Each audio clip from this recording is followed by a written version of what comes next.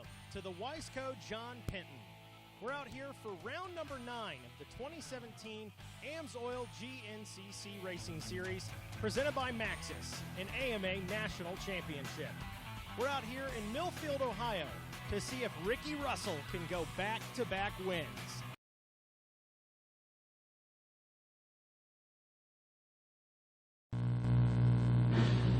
And thank you, Mikey, and welcome once again as we get set to introduce to you your starting lineup for this 28th running of the Wiseco John Penton GNCC.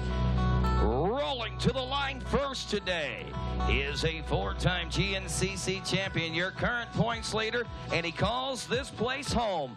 Right now, he hails from Boonville, North Carolina on an FMF factory KTM racing machine, Caleb Russell.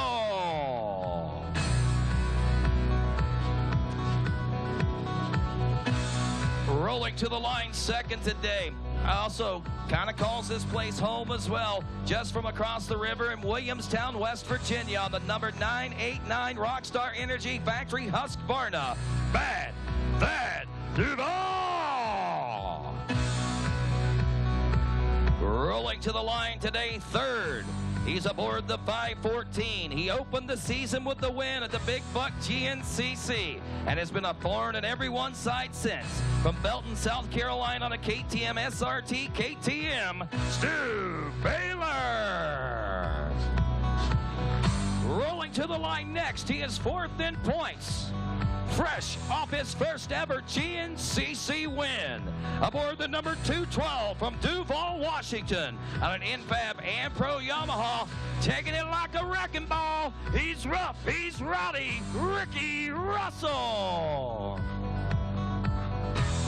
Rolling to the line next, aboard the number 314 from Penton, South Carolina as well, on the Rocky Mountain ATV MC KR4 Husqvarna, Grant Baylor. Next up, a former 2-time GNCC champion from Australia on the 114 Rockstar Energy Factory Husqvarna, backed by Bell Ray, Josh Strang. Rolling to the line next, aboard the number 5, the rookie from Morganton, North Carolina, on a JCR Racing Honda, Trevor Bollinger. To the line next, he rides aboard the 113. He is a 5-time National Enduro champion from Jefferson, Georgia, on an FMF KTM Factory Racing KTM, Russell Bobbitt. And next, aboard the 984, nearly ending his career here a year ago, he is back for redemption. From Hebron, Indiana, on an RPM KTM, Chris Bach. Rolling to the line next, aboard the number 264, America's first ever ISDE overall winner and America's great motocross and supercross racer. From Akron, Kentucky, Coastal Racing Rockstar Energy Husqvarna's Ryan Sipes. To the line next, aboard the number 269, hailing from Canada on a KTM Canada, Recluse Canada, FMF KTM, Philip Cheney. And last, and certainly not least, aboard the 323 machine from Wellington, Ohio, Rocky Mountain ATV MC KR4 Husqvarna ride of Scott Grills.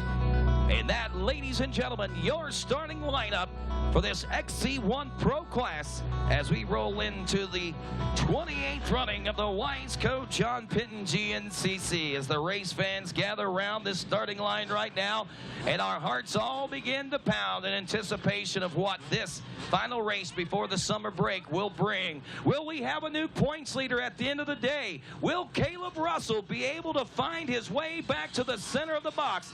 Those and so many more questions will be answered here shortly. In about 3 hours, as a matter of fact, as these riders ready themselves. And of course, Ricky Russell, our man with the plan, the maestro, if you will, and conductor of ceremonies up in turn number 1, is waiting for the final all systems go from scoring and the track crew, and it looks like we may be there as Ricky goes to take his place. in the first turn. As he gets set to signal these riders, we have 1 minute, guys. 1 minute before the start of this John Penton GNCC. Some 207 riders poised and ready to tackle the soils of southeastern Ohio. And of course, one of the greatest off-road hotbeds in the world as far as competition goes. And we have got some of the most competitive terrain these riders are going to ride on. Rains on Friday. It was nasty yesterday, but near perfect track conditions today as we shut them down, guys. Shut them down, shut them down, shut them down. We are now less than 30 seconds away from going racing, and I got to ask you, Ohio race fans, are you ready to go GNCC racing? Oh, man, it seems like you guys must know the routine, because I got to ask you one more time. I know, Ohio, we are in the Mecca, the hotbed of off-road racing. I'll ask you one more time. Are you ready, Ohio, to go GNCC racing? 10 seconds. And row number 1, the XC1 Pro, will be off and rolling at our Weisco John Penton GNCC. $250 up for grabs here today as we round the first turn. Who's going to grab the early lead in this one? It's going to be Russell Bobbitt with the whole shot. The 113 with about a half a wheel length, but Ricky Russell moves out to the early lead now. Thad Duvall back there in the number 2 spot. XC2 250 pros. We got the Craig DeLong, Benjamin Kelly, Jesse Grom, Sam Evans, Zach Hayes, Dylan Rash, Braxton McGee, Nathan Thornhill, Austin Lee, Josh Toth, Brendan Riordan, Harrison Helmick, Mike Witkowski, Drew Higgins, Ryder Lafferty, Anthony Federico, Lane Michael, Nick Davis, Tristan Landrum, Zach Nolan, Ryan Francis, and Trevor Barrett ready to roll in 10 seconds.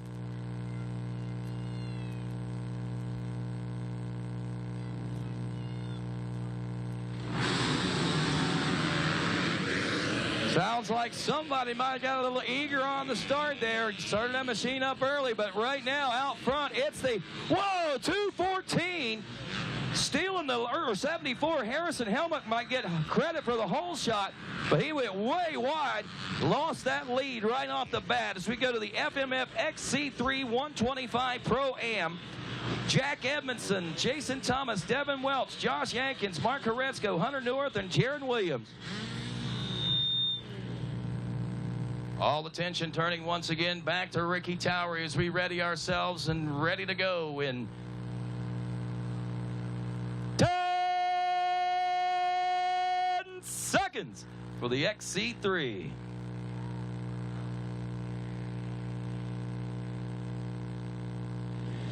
And they're off. I said Jack Edmondson, but I don't see him on the line. Looks like he may still be off. Oh, Jason Thomas. Whoa, nearly getting together with that 412 machine. That's going to be your early leader, though. Look at this. They've got a mad dash to fight. Mark Horesco from Pittsburgh, Pennsylvania, and Jason Thomas. The gloves are off at the John Penton. Open A coming up next. Brady Myers, Vincent Smith, Evan Earl, Zach Tussle, Connor Smith, Levi Keller, Tyler Brutton, Ben Parsons, Jeremy Lanthier. 10 seconds. Aaron Miller, Mike Miller, Zach Dodson, Cope Becker, Jason Lipscomb, and Brian Coster.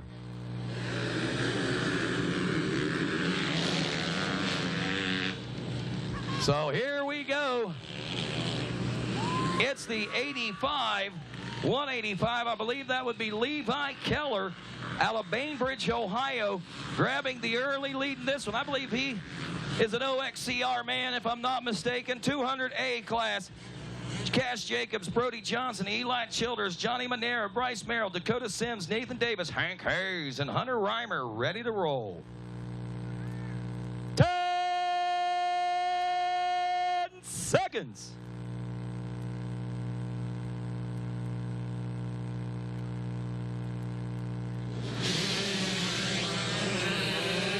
And it's a dogfight up through that first turn, second turn, and whoa, 235. Brody Johnson from Landrum, South Carolina, Reigns Racing. But look at that, that's 701, I think.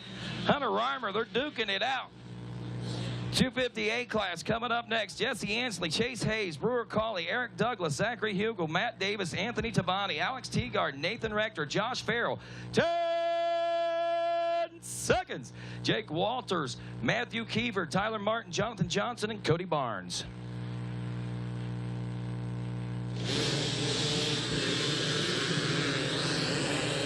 Ansley to the first turn first aboard the 28 machine. Got company coming, the 570. And Matthew Keefer going to grab the early lead.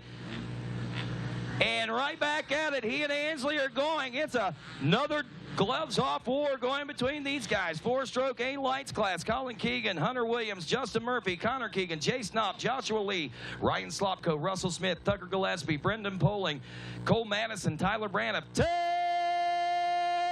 seconds. Caleb Williams, Jaden Walraven, Cody Jeffers, Nick O'Brien, Matt Tavani, and Braden Moore.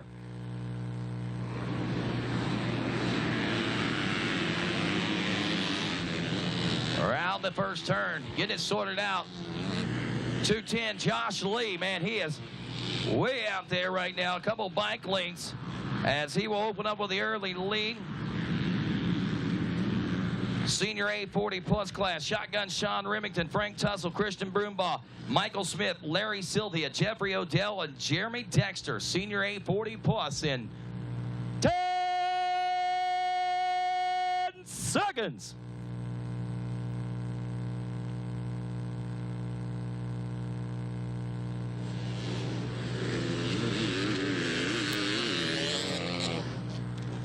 Looks like Christian Broombaugh on that beta machine got a good jump off the line, but it's going to be, looks like the 755 of Jeffrey Odell out of Woodford, Vermont, though, grabbing the early lead.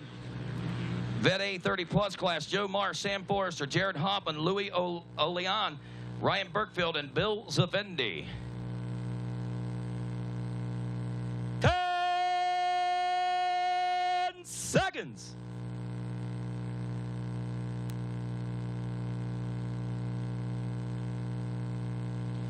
The Vet A30 plus class off and rolling now.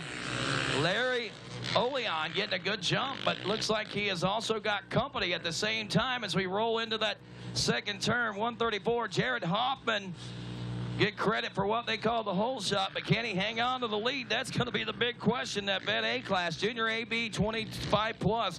Andrew Boggs, Tyler Hamilton, Edward Barth, Joseph McCarty, Kevin Simons, Casey Belt, Nick Bush, Lucas Tower, Lane Hosler, Aaron Studer, Rob Shank, and Sean Cunningham in 10 seconds.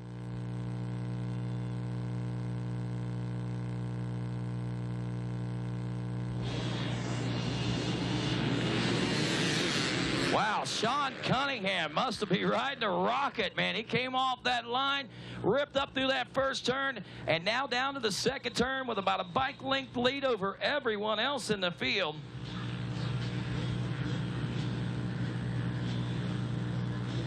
So on the right, Center USA Evans Coolant Fly Racing Machine as we go to our next row. This is going to be the 250B bike class, and Kyle Prismont, Jake Ross. 10 seconds. Jared Andrecat, Chase Sweeta, Cole Stufflebeam, Will Bussick, Kyle Boyle, Brian Day, Troy Andrecat, Andrew Kent, Grant Kerfman, Jack Vonderwerth, Blaine Kimmery, Michael DeLosa, Matt Modick, Brady Stefanik, Dakota DeVore, Corey King, Evan Stewart, and Billy Saliga. And it is the 492. That might have been Jake Ross out of Middletown, Virginia, grabbing that early lead in this 250B class. Up next here to John Penton, GNCC, the 200B class. Benjamin Wright, Bradley Bykowski, Blair Gregory, Chase Colville. 10 seconds. Cole Johnson, Kuba Waziaka, Noah Stewart, Brandon Keegan, and Casey Moore.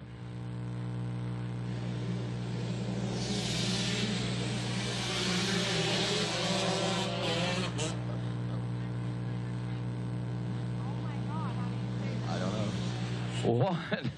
111. Oh, missed that rider's number on his hat. So missed that hole shot. Sorry about that. Different number than his race number. So we go to the Bet B class next. Larry Hopper, Sean Morris, Austin Burkfield, Brian Kramer. Looking at Justin Miller, Sean Royal. 10 seconds. Wes Morris, Ben Conaway, Kevin Rammer, Matthew Yukabit, Neil Hood, Tim Creek, Jeremy Stawobi, Tommy Curtis, Josh Nickel, and Kenny Francis.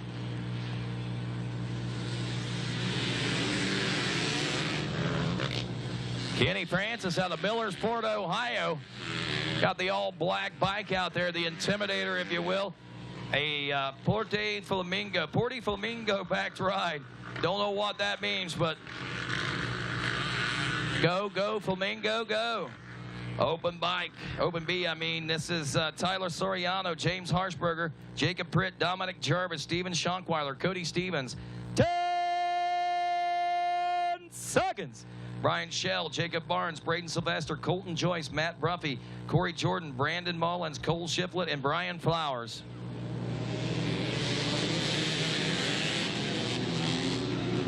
Well, 31 on the bike. Let's see what it is on his helmet. Oh, nope, it's a whole different rider now. 373, that is Dominic Jarvis out of Wallace, West Virginia on an RG Honda backed by O'Neill and Tom's RV.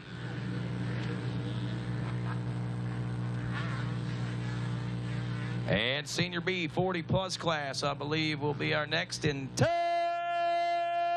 seconds. Jeffrey Flynn, Mike Kochman, Devin Ferguson, Tom Derby, Mark Proper, James Dobson, Kelly Laborde, Corey Atwood, William Lackey, Chris Lynn, Darren Darmos, and Gregory Richardson.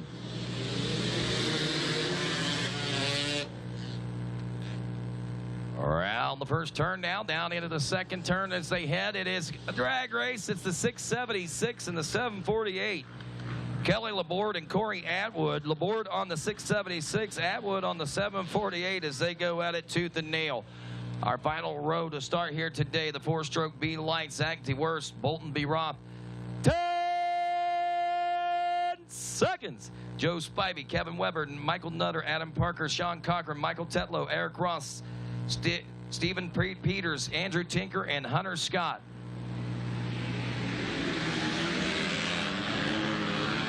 And through the first turn, our final class rolls. It is the 437 on his helmet, or 432, Eric Ross from Beverly, West Virginia, grabbing the early lead on this one, and that is a clear start. 207 riders making their way through the hills of southeastern Ohio. We're going to pick up with what's going on, how things are going, and try to set the stage for the next 3 hours. Stick around. RacerTV.com and GNCC Live will continue after this. We handle your races, your jumps, and your trails. Isn't it time you give your daily driver the same love? AMSOIL Signature Series Synthetic Motor Oil delivers 75% more engine protection against horsepower loss and wear than required by a leading industry standard. AMSOIL also offers a full family of dirt bike lubricants, giving you above and beyond fortification for your weekday and weekend vehicles. AMSOIL, devoted to protection.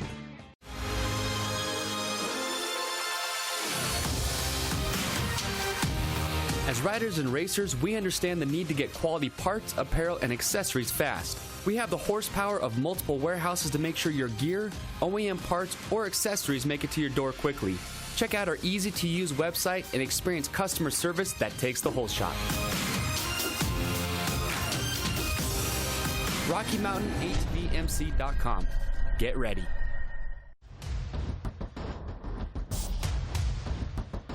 Here he is, Walker Fowler, Brand National Cross Country XC1 Pro Class Champion.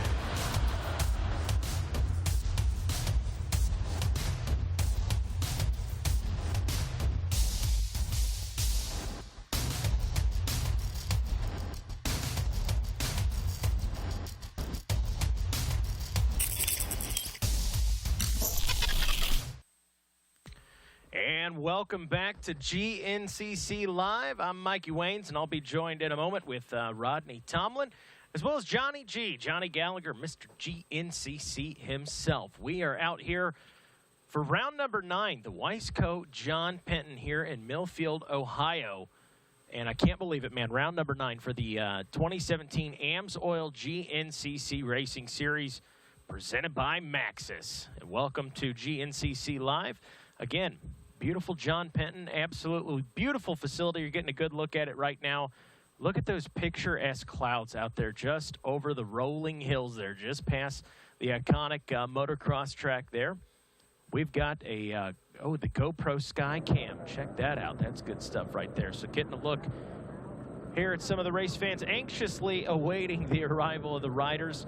To give you a quick recap, man, I'm telling you what, the XC1, the XC2, the FMF XC3, those starts were about as good as they get. We're going to take a quick look at this track, give you kind of a track description from Mr. Jared Bolton. Thanks, guys, for the 28th time we return here to the John Penton GNCC. This is a phenomenal venue. It's got a little something for everyone. You got some fast stuff, you got some tight stuff. Excellent terrain here. You're either going up or down or you're off camber. It just never ends here. So this track this year, we've mixed things up a little bit and we've hooked some stuff together a little bit different. And then Sunday, the bikes are going over to the John Penton section, which is super tight, super technical. Should make for a great weekend of racing. So as we see this image here from Google Earth, this is something new, and man, this is really cool. We did this yesterday, and it says something about the track and just the terrain, the rolling hills, the woods section, the motocross portion, or motocross track portion of the track. This track at John Penton has got a little bit of everything. You see there, so now you can kind of visualize when you hear us say mile 3, mile 2, this, that, the other way. Now you can kind of put it in your head where it's at right there. So, and speaking of that motocross track, there's a good look at it right there. That's the last section the riders are going to come through before they hit that finish line. So when you see them come through there, oh, it's time to go racing. Who is that going to play in favor to today? We'll have to find out. Got a whole lot of racing action in store for you. Talking about the start of the race, Russell Bobbitt got off to a good start, but I believe when it was said and done, it was Caleb Russell running in second, and I believe it was Ricky Russell out there in the lead. So speaking of Ricky Russell, I tell you what, he's coming off that big win there in Snowshoe, and I believe we're going to take a look at the highlight reel from that and kind of walk you through it and see where we're at on the season. That was an exciting one. Let's take a look at those highlights out of round number 5. So it was the Snowshoe GNCC there in West Virginia. Not necessarily a hole shot. We don't have hole shots there at Snowshoe, but after an early lead with Stu Baylor, there you see him giving the big thumbs up to the race fans, GNCC Racing Nation. And there we go, Ricky Russell running second. You see Caleb Russell there in third. And that was Josh Toth. A different starting. They start 5 riders to a row. A little bit of a different start than we're typically used to seeing at a typical GNCC race. Kind of pays homage to the history there and what goes into Snowshoe.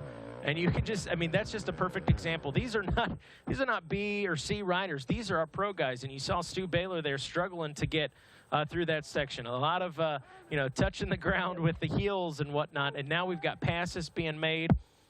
And no, that's not Howard's Hole. Oh, no, that's coming up in a moment. But you can just see the effort these guys have got to put forth just to make something happen out there. America's toughest race, without a doubt, and GNCC's toughest race, with that said as well. So you see these guys coming through the line there. Now it's getting difficult. Now we're getting some mud caked on the bikes, getting more and more difficult. And now this is what we're talking about. This is Howard's Hole. So you see some of the riders stuck there. These guys are pro guys working around some of the lappers. And a great shot of the mud fleas, man. Does it get much better than that? Howard's Hole.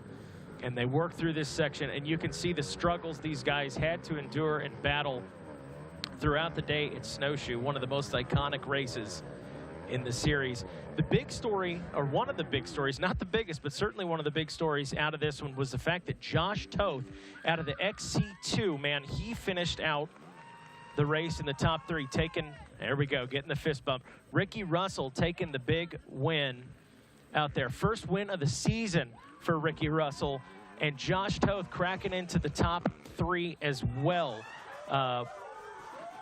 And there we go, Thad Duvall doesn't get much better than that.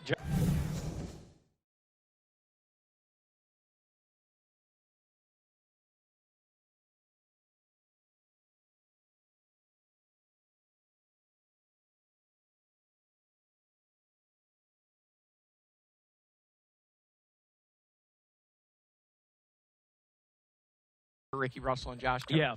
that entire NFAB and Pro Yamaha team. You know, those guys, they killed it. They absolutely did, you know, as a team owner, you couldn't ask for anything better. Yeah. You know, your riders going 1-2. So great day for them, and tough conditions, and they rose to the occasion. You know, we talked about, you know, Ricky and obviously how everything that he's gone through to get to that point. So, you know, he deserves it. The last 2 weeks, I'm sure he, you know, kind of let it all sink in, and now he's back here trying to do it again. You know, so that's kind of the thing is, you know, when you do it, hope somebody grabs that little guy. Yeah, right. He's just experiencing what GNCC racing's all about.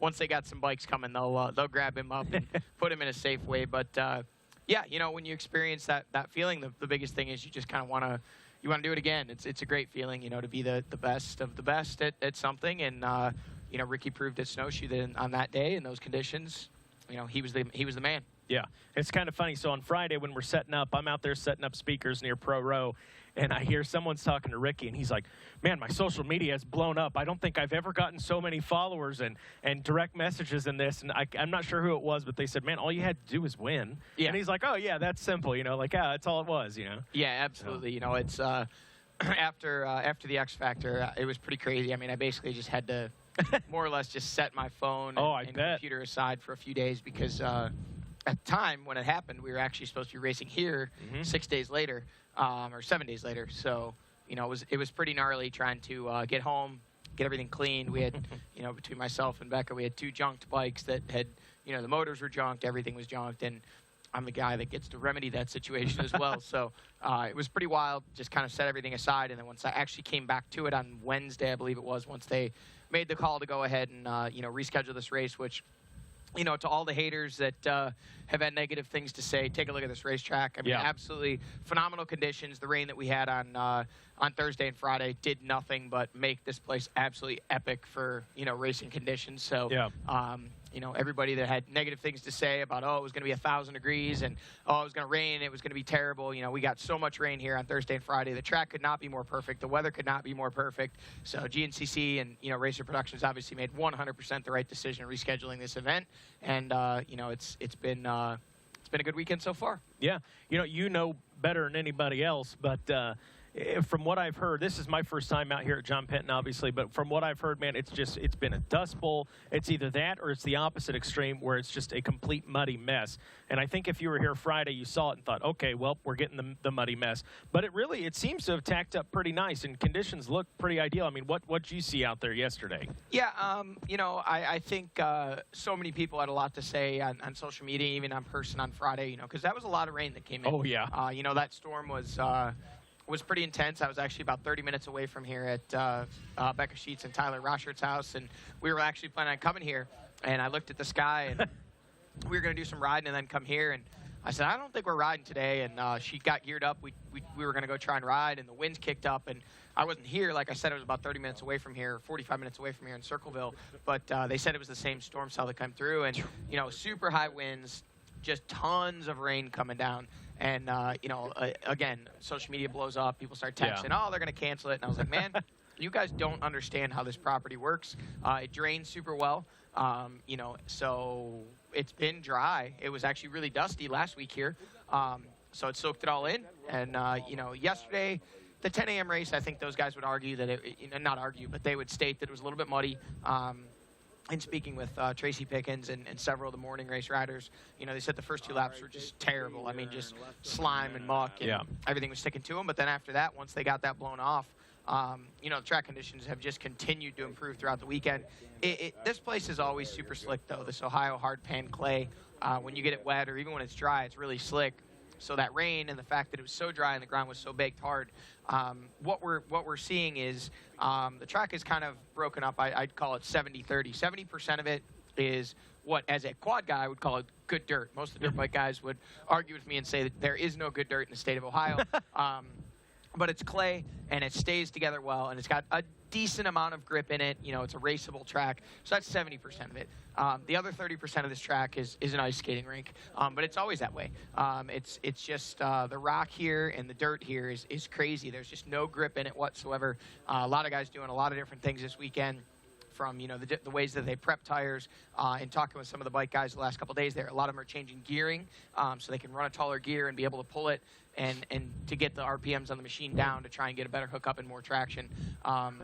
So I think what we're going to see today is, you know, a lot of the same that we saw at Snowshoe. The guys that rode well in those conditions will probably ride well here. But I think we're going to see, because of that whole 70-30 mix, like I said, you know, some of the pure speed sprinter type guys that maybe struggled through Snowshoe a little bit and the X Factor, you know, we're going to see those guys really kind of get back to the front. You know, Thad Duvall obviously is good in both of those sets of conditions. So that's, you know, Snowshoe's a best case scenario for him, and here as well. Yeah. So I think Thad will be tough today. Obviously, you know, waiting to see just what Caleb Russell has on the rebound. We say rebound. He did ultimately finish third at the Snowshoe GNCC in XC1, but fourth overall. Excuse me. And that's not a position we're accustomed to seeing. No. You know, Caleb in, let alone 3 races in a row down on the box. I don't know. Rodney, when he comes in, I'm sure he has everything all prepared in his stats, but I would have to venture that, you know, aside from when he was injured with that knee injury, I think we would probably have to go back well over 5, 6, 7 years to find 3 races in a row where Caleb Russell was not on the podium. So, you know, he's going to be looking for redemption today. You know, Stu Baylor is obviously kind of trying to get the grips on the points that he's lost in a couple of these last couple races. So here is, you know, your past John Penton podiums. Bike overall last year was Caleb Russell, Josh Strang, Thad Duvall. The year before in 2015, Caleb Russell, Ryan Sipes, and Grant Baylor. So again, Caleb Russell, top of the box last 2 years in a row here. I will talk about Caleb had his first ever GNCC win in hand here at the John Penton. And I'm shooting from the hip here, but I believe it was 2011 or maybe 2012. And there is, I think that's Caleb Russell. Speaking of which, right there. But I think that's right, because KTM. I believe I heard he's won the last 4 here. Well, he had oh, and look at that, he's being chased by his teammate Russell Bobbitt, the number 113 KTM rider. So if that is 1 and 2, which it looks to be, Russell Bobbitt putting in one heck of a ride here on the first lap. Thad Duvall is hard on the gas. He's trying to make up that gap, and there he is, rough and rowdy. Ricky Russell in 4th. These guys are making that hill look easy, folks, but I can assure you there is very little grip there. There's the 514 SRT KTM of Stu Baylor. There was a blur that went by. We're not sure who that was. And this appears to be Ryan Sipes. No, yes, that was Ryan Sipes. That was a Coastal Racing Husqvarna. And there is Grant Baylor on the KR4 Husqvarna and Trevor Bollinger on the number 5 JCR Honda. So that rounds about your top 7 or 8 right there as they run. So we got names on everybody except for the blur that went by. The blur. Not sure who that was. Russell Bobbitt actually got the whole shot this morning. Oh, wow. When they came out of the gate, it was Russell Bobbitt, and then Ricky Russell pulled ahead, and then right behind him out of the gate was Caleb Russell. So it was tight to begin, and here we go. Is that our first XC2 guy? Yes, that is. That's Lane Michael, the 523 Coastal Racing Husqvarna of Lane Michael. And, man, his sprint speed early. Snowshoe was the exception, but so many races this year we've seen him up front. And we just think he's an XC1 guy because he's so far up there.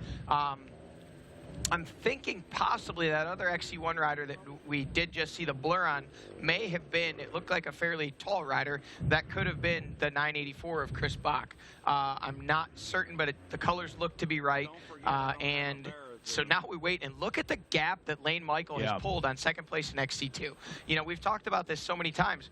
How many times have we seen Lane Michael in the top 3 at the end of the first lap? I mean, his sprint speed early in these races, save for Snowshoe, where he was back in about 144th place. I busted his chops after the race about that.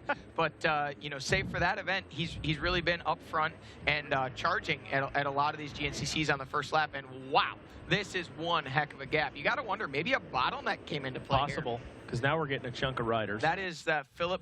No, I'm sorry, that is Ben Kelly, so that is second. Nope, that's Philip Cheney. Not sure who that was. There is Mike Witkowski, the 282 RPM KTM. That is Jesse. No, that was Ben Kelly.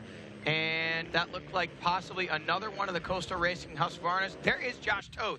So our 6-time winner to this point, 7-time winner to this point. Josh Toth a little bit back in the pack in XC2, but look at this. Russell Bobbitt looking comfy. It's been a while since we've seen him this far up. I know it is only the first lap, but this could be the shot in the arm that he needs to, you know, to really kind of find his flow. I mean, he's a phenomenal rider, multiple championships in enduro and all kinds of different, you know, wins and across the country and across the world.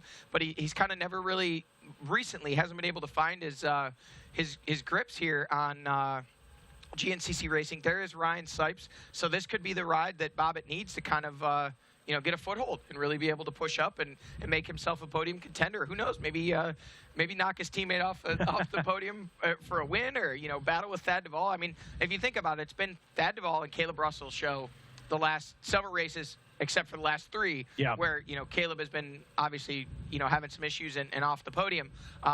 Prior to that, though, how many races in a row do we see those guys? And here it is, Russell Bobbitt, the 113 FMF KTM, sandwiched right between him. So he is, and look at this. Here is Lane Michael. Oh, man. Saw a lot of that at the start. No one went down, thankfully, but a lot of that going on at the start. One of the things you mentioned, Chris Bach, man, I really want to see Chris do well this week because we know last year, I believe it was a John Penton, he went down and had the back injury, and he talked to Rodney this morning in the pre-race report about how much that has been in the back of his mind. It's bothered him, and he said, I'm ready to go out there and have a good race today and be satisfied with my finish and put this thing behind me. So that tells me, and you know better than any of us, really, you guys are close, that this race has probably been one that at the beginning of the season, Chris circled and said, I need to do well here. I need to get rid of that skeleton, Yeah, absolutely. I think that is the case. It's, it was a rough day for him here last year. Broke a chain early, got way behind, and was charging hard, trying to get back into the top. He was into the top 10, trying to work his way back towards the top 5, and couldn't believe the amount of time he was making up and how well he was doing. And then all of a sudden, he just disappeared, came back to the pits on, Loopy Street, and ended up with a broken back. And, it was kind of one of those moments where you got to kind of reevaluate things. But, surely today he's going to want to, if at all possible, try and make a good day of it. But the man that's having a good day right now, obviously Caleb Russell out front, can't complain about that. But Russell Bobbitt putting in the ride of his season so far in GNCC in that second place spot. Thad Duvall on screen there, he just dipped out of the picture, but he is in 3rd. And then the 212 rough and rowdy Ricky Russell there in 4th. Couldn't see who that rider was in 5th. I think that was the mystery rider that keeps getting missed out on the shot. So we'll have to see. There is Russell. There is the other Russell Bobbitt. And then we've got another Russell coming here right behind the other rider. There's Thad Duvall, the 989. So he has closed up that gap a little bit, and he's very close now to the rear wheel of Russell Bobbitt. And Ricky Russell has actually lost a little bit of ground, it looks like. Yeah. We'll wait and see. Nope, we're still not going to see who that rider is. But what a difference a day makes. The FMF PowerPoint yesterday, we're watching you guys go down that thing, and it's almost like you're on the brakes, just sliding down the thing, just trying to keep it from going through the banners. And today, it looks like it's tacked up quite a bit. They're able to go through there with a little more speed.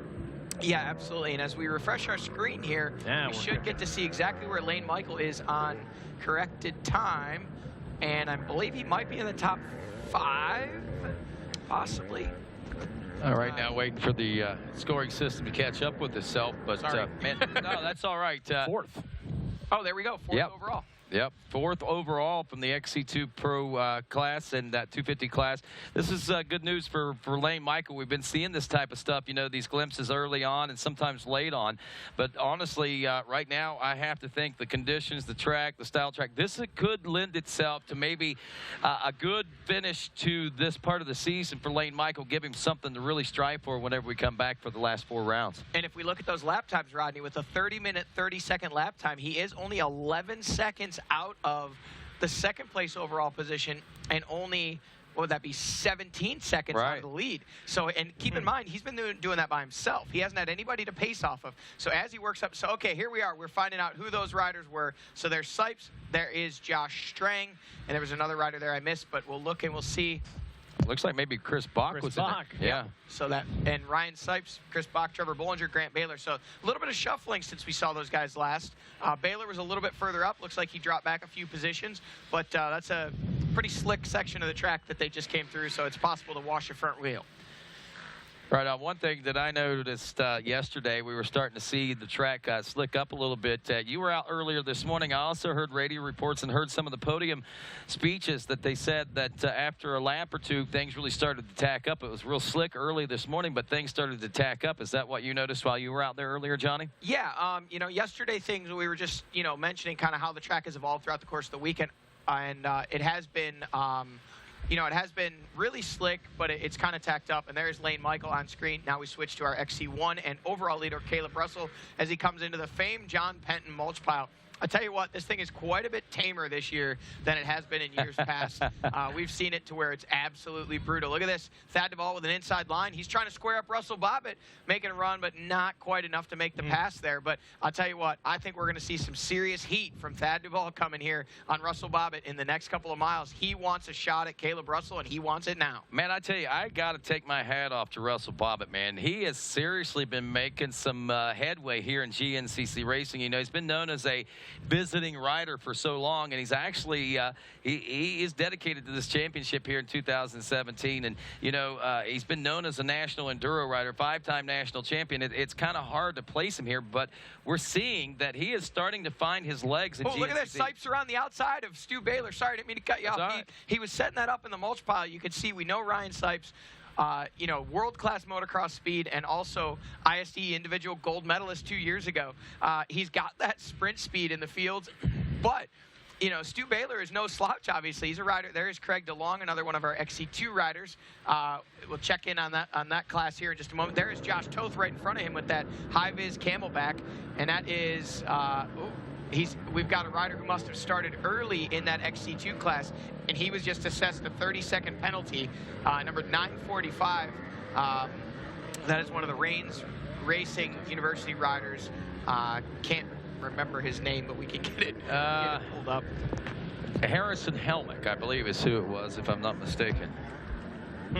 Trevor Barrett. Harrison got the whole shot. Harrison got the whole shot. Sorry about that. And here he is, folks. UKJT, that 125 on the 125. Dude, did you see that start? Oh my goodness! Man, talk about the gloves that were off on that start, man. That was some intense. For only like 6 or 7 bikes on the starting line, that had to be one of the most intense starts I've seen in a long time. I didn't get to see it. Between him and Mark Carrasco. That one back up. That'd be a good replay to go back to. Speaking of the gloves are off, these two are going at it. That looks to be Ben Parsons out of Florida there, one of our, I believe, Open A riders. And he is battling with another rider we'll assume is a class battle he's got going on. And these guys have passed each other back about 3 times in 2 corners here. So it looks like it's settled itself for now.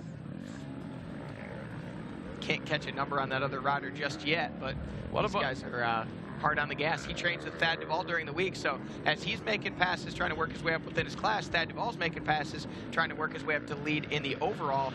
Currently up to 3rd and all over the rear wheel of Russell Bobbitt. But, you know, Rodney, like you said, I mean, Russell Bobbitt, wow. Yeah. I mean, it's not, don't get me wrong, it's not that I don't think he's capable of this, but we just haven't seen it in a while. So I'm pumped. You know, this is not a track that I would have expected to see Russ, you know, snowshoe. If he would have been up there, I wouldn't have been even batted an eye. I mean, super tactical, that's kind of his thing. But this is a track that's more fast flow. He almost borders on a motocross track. And, you know, Russ is shredding. I love it. I'm pumped for him. He's doing good. Now, we do have that RacerTV rapid replay of the start from the XC3 with the gloves are off on that one. We'll check in that. Here it is as they come off the starting line. Again, not heavy on numbers as far as the class itself, but man, Mark Carrasco really standing up to Jason Thomas right there, and he took what he had to give him, and down in that next turn, you know, they went out of that second turn, and they were just in a dogfight heading into the wood section right there. You can see it was pretty gnarly. It looked like Jason Thomas might have been, we got a rider down in the mulch pile, and that is one of our XC2 riders. Oh, no. That is Grant Baylor? Was that 314? No, that is, I'm sorry, that is Scott Grills. That is the 323. That I can tell by the gear that is Grills. Yeah. He looks to be okay. He's shaken up. 323. That is Scott Grills on the on the KR4 Husqvarna. He's okay there. He obviously rang his bell a little bit. They're going to make sure he's all right, and he'll probably remount and head back out there. Well, there you said this mulch pile not as gnarly as it's been in the past. And we watched yesterday with the ATVs. It really developed the race pace yesterday, and it wasn't so bad. But when the UTVs went through there yesterday, when they got them, there were some big holes. Here's the replay of what we saw in the RacerTV rapid replay, and that was Scotty Grills, man. Ouch. Back that up. Let's see that one more time. He took a hard digger right there. Sam Evans, and I don't know who the rider is going around him on the left there, but Sam Evans there behind him. in the white chest Oh, protector. Yep. And that's what happens Kinda cased when it. you unload. Yeah. And it looks like that was actually Josh Toth right in front of him there. Can tell by that high-vis camelback. So, you know, you got to watch. You get yourself collected in one of those, you know, Josh Toth not, well, I want to say he's not used to being back there, but we've seen him start slow at several of these races and work his way up.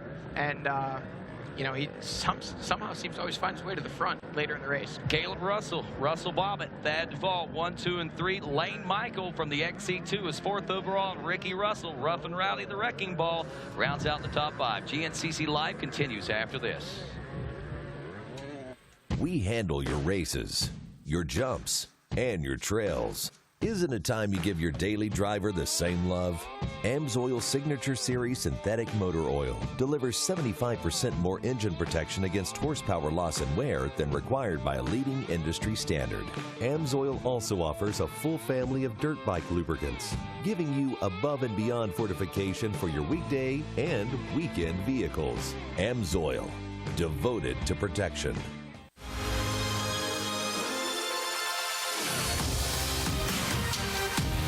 As riders and racers, we understand the need to get quality parts, apparel, and accessories fast. We have the horsepower of multiple warehouses to make sure your gear, OEM parts, or accessories make it to your door quickly.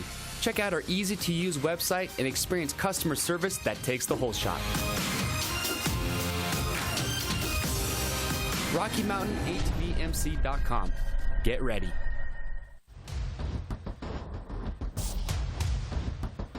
Here he is, Walker Fowler, Brand National Cross Country XC1 Pro Class Champion.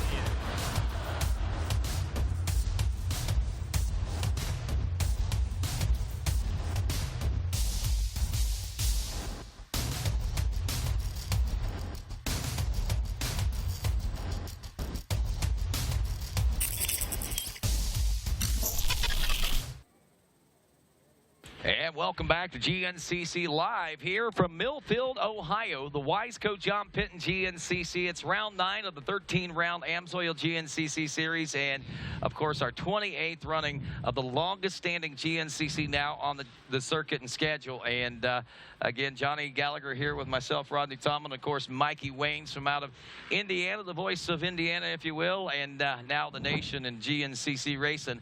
Of course, glad that you folks have joined us here today. If you're wondering what you missed so far, well, good racing. It's already started out pretty tight. We got Caleb Russell and Russell Bobbitt up front. Thad Duvall has really worked his way into a fairly strong position, was breathing down the neck of Russell Bobbitt the last time we saw those guys. Also, another big note is that Lane Michael, a pretty good lead right now, only about what we figure 17 seconds out of the lead position on overall adjusted time right now, is actually 4th. And last race winner, Ricky Russell, rounding out the top 5 right now. So that's basically the way we're looking at it right now, and we still got a long way to go here at the Jump In. We don't always get to see this, Rodney, but that is your top amateur overall battle there that was happening. That was Cody Barnes and Jonathan Johnson. Those are the guys that seem to be finding their way up onto that overall podium more times than not, along with there's been several riders that have been up there. I believe at Snowshoe we had a couple new faces, but it was, you know, it's rare that we get to see those guys on camera, so I wanted to give them some love. There they are right there. So that is, it's Jonathan Johnson, Cody Barnes, and if it wasn't him, I'm sure Alex Teagarden is somewhere right in there. And those 3 guys seem to find their way to the front of that more times than not, and a few more that I'm sure I'm forgetting, not trying to leave anybody out intentionally, but that looks like it might have been Jesse Ansley, another one of our 250A riders there. We've got quite a few of those guys that have been up on that overall podium throughout the year, but those 3 guys, Alex Teagarden, Jonathan Johnson, and Cody Barnes, are the 3 that seem to make their way up there. So it was cool to get a shot of them battling, because we always hear about it after the race in those interviews, and they say, oh man, we were together all day, we were fighting, and we only get to see him on the live scoring. We don't often get to see him on the live feed, but now we can actually put a little image with those battles that those guys are always having.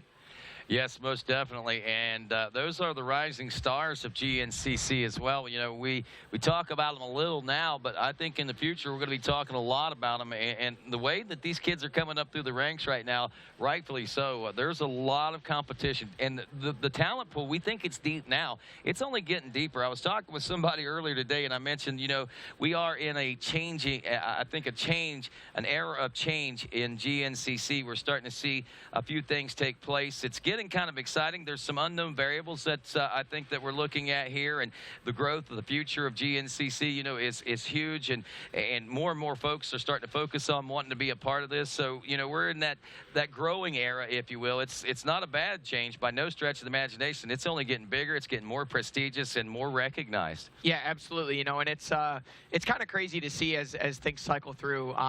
You know, Lazarus Summers used to say that, whatever it was, I think he said every 6 years you get an entirely new crop of GNCC people. Obviously, you have your hardcore people that have just been around and are old as dirt, like myself, and you know, you're a little younger than me, Rodney, but you know, there's the core group that's kind of been around forever, but every 5 to 6 years, it seems a new group cycles through, and you know, it's cool to see. You know, if you think back, let's talk 5 years ago. You know, this is 2017, so 2012. In 2012, we had riders like Lane Michael and Grant Baylor that were battling for amateur overalls, and now these are guys that are battling for overall podiums. You know, so it's definitely cool to see how these things evolve and how these riders work their way up.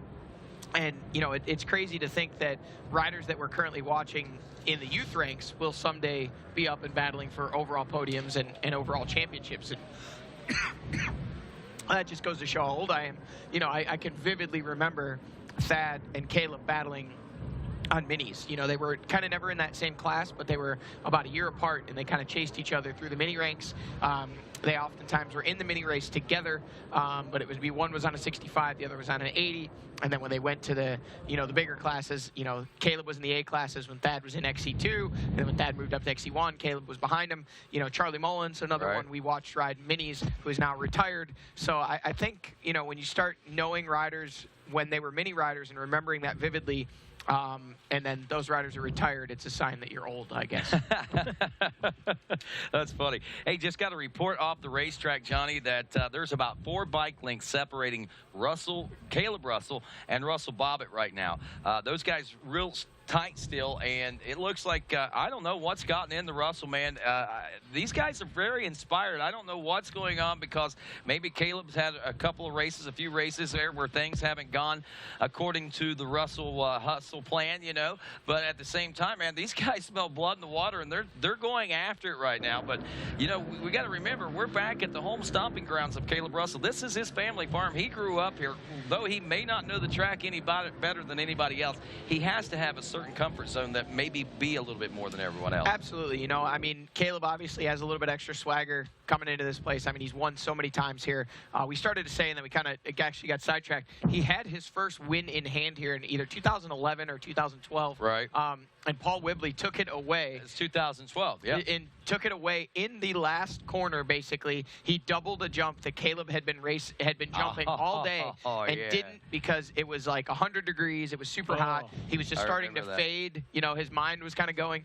And I was standing there, and as they're coming up to it, I was like, man, you know, Caleb is a world-class motocross speed. And Paul Whibley is the toughest guy out there, but no one would ever say, you know, his moto abilities were much more than, for an XC1 guy, much more than above average slightly. Right. You know, and for, you know, I think Caleb, the point is, he didn't get his first win that day, and he learned a valuable lesson. And that lesson is, you push into the last turn, no matter what, you never know what's going to happen, and it's led him to championship after championship since then. And right now, I think Russell Bobbitt is learning from his teammate and saying, you know, hey, when you have a bad day, you got to fight back. Russell Bobbitt, you know, I felt like he's been having a pretty good season. Yeah. But in talking to him, he's not happy. You know, Really? He wants to be a top 5 guy. He wants to be a podium guy. He doesn't want to be a 10 guy, 11 guy, you know, and he's not happy with the finishes he's been having. Well, that's good. I mean, that goes to show you that he is dedicating himself to this GNCC series like we had expected. You know, in years past, we'd seen him. He was just basically a visitor. We didn't see him really focusing a whole lot on GNCC, focused mainly on National Enduros, and this was just kind of second nature for him. But now it seems like there's a lot more focus, and that's great. And right now, as we said, only just a few bike lengths behind Caleb Russell at last check, according to the track crew there. And not real sure where we are on our mile markers. I thought we were going to have mile markers up there today to give us an idea of what was going on. But regardless, we have 48 minutes and 50 seconds into this race. And we are only approaching about 1/3 of this race complete. And Mikey Waynes, I know we've been here all weekend. We've seen a lot of transformation. There's some of that mulch pile that is dug out, some of the firewood. I really thought somebody would get that and burn that last night. We saw that yesterday. I think that's the same log from yesterday. I figured someone would have picked that up and used it as firewood last night. Had a great turnout. A lot of folks enjoying themselves. DJ Scud, by the way, performing till about 10 o'clock or playing till about 10 o'clock last night. A lot of fun, a lot of good stuff. So right there you see, we saw just a smooth, see where the folks are standing over there. There was nothing really there, just a smooth little thing. And where she's at is exactly what that entire mulch pile looked like yesterday. Well, now you see what it looks like. We've got inside lines and outside lines. Got one big berm there on the middle of that, man. That UTV race last night really changed the way that thing flowed. That's something to see. It's one thing when you get like the big 4x4s that go through there, the ATVs. But, man, after a UTV race, you could lose people in some of those ruts. I mean, they are just insane. And the track crew does go out there. I mean, if they're bad enough that it's going to affect the race today, they'll go out there and kind of maintenance that to where it's not going to be too much of a hazard. Well, folks, don't forget to play along in our AMSOIL Instagram contest, the AMSOIL Podium Predictions. Comment your podium predictions for a chance to win $250 in AMSOIL product. The photo is on at GNCC_racing. Once again, it's on our Instagram.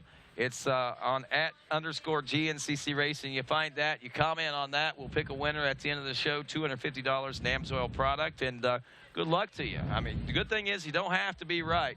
You just got to play to win. And right now we still have Caleb Russell out front, Russell Bobbitt in second. Third place is Thad Duvall. Lane Michael, could he be looking at a podium? We'll wonder how many people are going to guess that. Lane Michael is fourth place, only 17 seconds out of the first place position when they checked in first lap. Ricky Russell coming like a wrecking ball. I don't know what the inside joke on that is. I don't know. But those guys were really giving Ricky a hard time up there, and they said, it's no longer rough and rowdy, it's wrecking ball, Ricky Russell. And, you know, probably the way he rode, I heard so many accounts about how that guy just pushed through so much, man. I mean, it was so impressive. I mean, everybody that I talked to that says they saw him on the track, I gained more and more respect for Ricky Russell every time, man, because he seemed like the real man of men on that day. I heard it was after the race at Snowshoes, talking to Stu Baylor, and Stu said, man, we came down that straightaway, and I'm pretty sure Ricky Russell was going every bit of what seemed like 80 miles an hour, and I saw him take off and said, nope, you go ahead, man. You go right ahead. So, yeah, he let it all go. Go Uncle Thad, I guess. Well, there is some Thad Duvall family. Yeah, look at that. He's getting a thumbs up there. So Uncle Thad didn't know that he had a niece. So I guess that's what happens when you get married. You gain all kinds of new things out there like that. But, well, we'll see if Uncle Thad can get it done or not. That might be his new name, Uncle Thad. Uncle Thad. Uncle Thad. Uncle Thaddeus. So here we go, folks. We are probably somewhere in the neighborhood of just over 10, 12 minutes or so before we likely will see our leaders check in for the second lap complete. This race course, if Jared Bolton, if I remember correct, Jared Bolton told us 13.2 miles. Basically, we got a half marathon. These guys are out there riding on a motorcycle through some of the intensest terrain that we could find through this section of southeastern Ohio, leaving. Thad Duvall has now moved into the number 2 spot is what we're getting reports of right now, Mikey Wayne. So that's something that is certainly got to have that little girl on the edge of her seats right now. Absolutely. So the sign must be working. She needs to show it to him one more time so he can try and reel in Caleb Russell. I'm not sure what that gap is starting to look like between first and second, but again, at last check, Russell Bobbitt was only a bike length or 2 or 3 or 4 behind. So, I mean, they were pretty close. And when you're going the speeds and the times these guys are going, that's side by side. Even though there may be a couple bike lengths separating them, that's virtually side by side. But regardless, nose to tail, however you want to put it, it's a good battle that's going on out there. And, again, I am utterly amazed, honestly. I mean, you look at the big picture of all this type of racing, but when you go to motocross races and things like that, the race a half hour, 40 minutes, whatever it is they race, and they have 30-second gaps and 40-second gaps, and we get that too in GNCC, and that's something you can expect over a 13.2-mile race course and 3 hours of racing, you know. But, you know, it amazes me how tightly knit the riders are throughout that 3 hours of racing, and oftentimes finish even closer than a closed circuit course like a motocross race would do. So pretty impressive stuff. These guys are my heroes, I guess is what I'm trying to say out there. And I have all the respect in the world for these guys that go out and push the envelope to get to where they are at this level of our sport. Caleb Russell, Thad Duvall, I mean, those guys at the peak of it. But, I mean, you got a lot of other guys that are coming in and making things. I mean, Ryan Sipes, look at Ryan. I mean, he already had an illustrious career. He could have retired, went off and lived his life down in Ekron, Kentucky. But, no, he comes out. You know, he does it. And, you know, also seeing new names. I tell you, I like seeing the kids come out of New England, man. I mean, Toth and Ben Kelly, those guys coming up out of there. Seeing some of the fresh blood that we haven't watched grow up through the GNCC ranks has been kind of inspiring. You know, maybe you might feel like you're getting your toes stepped on or something like that, but what that does is it helps us recognize, though we may be the best, there are a few others selectively that may be just a little bit better. And riders like, well, you see where they find their way. They want to race the best, so they come right here to try to hone and better their skills. And that's great that we are starting to see these regionalized championships. Well, like Winona, like the folks up in the New England area. We're seeing it out of Texas. We're starting to get them out of Texas now a little more often. Drew Higgins is a complete product of Texas right now, and I don't think he's the only one that we're going to see coming out of that. All right, so right now we look onto the screen. We got Jason Thomas out here, it looks like. The 125 from the FMF class. He's in the pits, and I guess he's going to have maybe not so much work cut out for him. Be interesting to see what that class is starting to shape up like. We got one of our XC1 class riders right there on board the Yamaha trying to catch. That's just a red number plate. That's not an XC1 rider. That I thought he was. I thought Chris Raymond was supposed to be on that kind of stuff in tech inspection, man. I mean, he gets everything else. That was a red number plate, Chris. Now everybody's going to. You got to have a yellow background. You got to have a white back, and that should be the way it is, so we can tell them here on TV. There. Speaking of yellow backgrounds, there is the 741 making his way in right now, and there's that 721.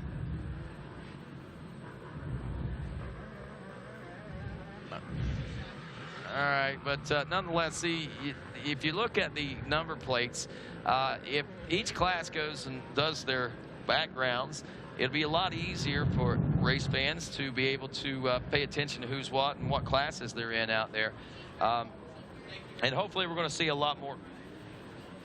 There is that 741 now, and oh shoot, I just lost my entire computer monitor there.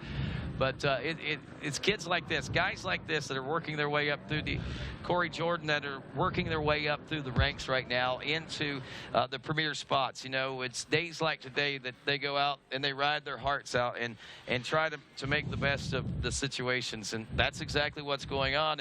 And seeing these guys, and that goes back to the, you know, seeing the new era, the changes we're seeing take place in the talent field of how deep it is. And we get to watch them right here. There comes here he comes again. Here's Corey on the 741. I'm going to try to find out exactly what place he is in his class. He is 7th place in the, looks like there you go, Open B. Open B class. Yeah, Open B class out of Gainesboro, Tennessee. Speaking of his class, we got Jacob Barnes leading the Open B class. Cole Shiflett, old CD Shiflett, man, from right here in Millfield. I haven't said that name in a long time. Used to come up here doing a lot of local motocross races, a lot of the GNCCs. We've seen CD out there. But Cole Shiflett is out here with us, and welcome back, man. It's good to see those old names coming back whenever we come to these familiar areas like this. And we got Braden Sylvester in 3rd on the 515 out of Washington, West Virginia. Colton Joyce, the 689, also from Millfield. Jacob Pritt, the 227 from Montrose, West Virginia. Dominic Jarvis out of Wallace, West Virginia. And again, Corey Jordan in 7th in that class out of Gainesboro, Tennessee. Brian Flowers, a 911 out of Logan, Ohio. 1 minute and 52 seconds back of him right now. We got James Harshberger, the 69 in 9th, and Steven Schunkweiler, the 404 machine, rounds out the top 10. I look over and see on the, is that? No. Okay. I was looking at that number a whole different way right there. But that guy right there, man, Johnny, I mean, you talk about it. I mean, these guys go out there, and I know you're eating cheesy fries from the concession stand right now. But, man, let's What are you talking about? I'm working. You are, and you should be. You're sampling the stuff from the concession stand, so you can tell everybody how good it is over the microphone. Is what it's all about. This is a great cheeseburger and cheese fries that I'm not eating while I'm working. You see these guys. We're an hour into this race, man, and it's already starting to look like it's taking its toll on some of these riders, whether it be the bike, whether it be themselves physically. But we're starting to see a couple of these guys pull off. There's not a lot of heat out there. Does that give you a good indication that the track is kind of challenging today a little bit, maybe? It's a challenging track and challenging conditions. You know, we talked about all that grip and all that traction. It's great, but, you know, when you get on the gas, that bike's trying to rock it out from underneath you, so you're trying to keep that thing under you. And then you go into the next corner, and it's one of that 30% section where it's just pure ice. So you're on the brakes, and you're trying not to cook through the corner and blow through the banners at the bottom of this hill like we saw Walker Fowler do yesterday. He was the one that took him out. I didn't realize that. Yep. Oh, and here we see Thad Duvall. Is this a new leader? That's bad Thad Duvall, and whether or not, Oh, it is a new leader. And Caleb Russell hot. Wow, Thad Duvall has taken over the lead. He's gone from 3rd place. He went to 2nd place as he got around that 113 of Russell Bobbitt, and now has gotten around the number 1 of Caleb Russell, and setting Russell's back against the wall to possibly 4 straight races without an overall win there. That's saying a whole lot. And taking a look at that point standings, if they finished right now, a 7-point deficit that we have between those two riders would all of a sudden be 2 points if it stayed the way that it is. Now, we still got 2 more hours of racing to go. A lot of things can happen in that 2 hours. It could switch back around. Caleb could fall back. Then again, we could see Thad fall back and lose points. I mean, this day is a very critical day for both these riders, I think. Folks, unless we missed Russell Bobbitt, which we did not, there he is in the 4th place spot. We have a new 3rd place rider, and that rider is Ricky Russell. But I'll tell you what, we saw Josh Strang and Ryan Sipes in that battle as well. So right now we've got a 4-rider battle over the 3rd place spot. I stand corrected. That was not Josh Strang. This is Josh Strang, so that may have been Stu Baylor was the other rider in there. So I believe it is Stu Baylor that we're looking at there, the 5:14. And, you know, Stu was late to sign up, late to the starting line today. But you know what? He's not going to be late on the track, I think. He's not late to lay down the gas and the horsepower to try to catch up to these guys. You know, we've seen him do it late in the race before. Maybe he was trying something a little different. Instead of showing up to the starting line early, he'd show up late. So maybe he could be there at the front of the pack and mix things up a little bit, because normally we're used to seeing him work his way through the pack throughout the course of the race. But he's up there in the mix of things already here as we're heading into the 2nd hour of racing and rolling through the 2nd lap itself. Wow, that's hard to believe. Did I say an hour? I'm sorry. How long are we into this race right now? 1 hour, 2 minutes. Are we really an hour into this? So we are. 13.2 mile racetrack is really, and you know, that's one thing that Jarrett Bolton said during the course description, you know, that, you know, it had its tight and technical, it had its open spaces like that, but, you know, this was one of the better John Penton GNCC trails we've had, with a little bit of everything mixed into this one this week, and he expected some sections to go very fast, some sections to slow way down, and that's exactly what we're witnessing, I believe. One rider we're not seeing slow down, although he seems to have slipped back a good bit in the overall. Lane Michaels still leading that XT2 class and still looks like a sizable lead. What was his lead that first lap? Did we get a split between 1st and 2nd in that XT2 class? It had to be gigantic. It was several minutes if it was a 2nd. Right, I'm having trouble with my scoring monitor. Sorry, I keep asking you things of scoring. And yeah, I don't know what it is, and I do apologize. You know, the last 4 races we've had issues with scoring is fine down there, but there's something going on with our link. So I apologize, and any of you folks that have been following along the last few races, it's just been technical difficulties, and we are faced with them again. Let's use this handy dandy iPhone and see if we can get some information on it. There you go. And you know it's working because it's working online, you know, so Here we come, our IT guy finally getting the hint. But no, I do apologize. I know some folks tune in to RacerTV, and it's nothing that we're doing. It's just you got to understand the conditions that we've had to combat the last few rounds. Very, very wet. We, from a sound standpoint, I have lost so much sound equipment and had to replace so much sound equipment. And Mikey, you know, man, you're part of the. Look at this. I'm sorry. Look at this battle on the moto track. Yes, on sir. the moto track. My Look at this. Caleb Russell coming around the outside. Thad Duvall holding the lead. Caleb Russell with that outside line. They're both going to double up the hill. Look at this, wheel to wheel, folks. They are racing, boys. The Sunday Creek brothers, man. These two boys grew up right here in the soils of Sunday Creek Raceway in Millfield. Both these guys very familiar with this race course over the course of their youth tenure as well into their professional ranks. And both these guys feel very, very comfortable right now. Thad Duvall is appearing to be the most comfortable as we go to wrap up lap number 2 here at this Wiseco John Penton GNCC. And Thad, what looked like was under so much fire and pressure, has now got himself a little bit of a comfort zone, if you call it that, at this juncture in the race rolling up to the end of lap 2. Yeah, you know, I mean, both these guys are just straight nasty at a moto track. I mean, watch them, you would think that's Ryan Dungey and, oh, look at this. Here comes, look at this. We've got a 4-rider battle over that podium spot. There is Ricky Russell, the man who has it right now in 3rd. And, hey, if you guys could pick one rider you don't want behind you on a moto track, who would you pick? I don't know. Ryan Sipes. Maybe the 264 Ryan Sipes. Right. He's trying to square up Ricky Russell here. Ricky Russell, no slouch, but Ryan Sipes, one of the fastest motocross riders in the world, and he is dogging Ricky Russell, but Ricky Russell says, hey, man, I don't know if you know this or not, but I won snowshoe. He's not going to let Sipes get by, that's for sure. He came in like a wrecking ball. Oh, look at this. Sipes doubles up the inside, takes the line away, but he does not get the pass made. Ricky Russell, we're going to start calling him Ricky Resilient Russell.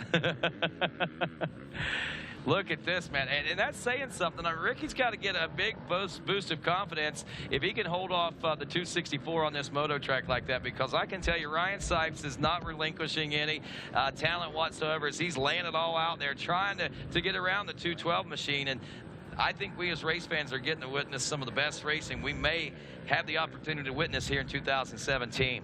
Absolutely. So that was your 3rd and 4th place riders. And then in 5th place, it was Russell Bobbitt, so still hanging tough there in the top 5. Stu Baylor all over him in 6th.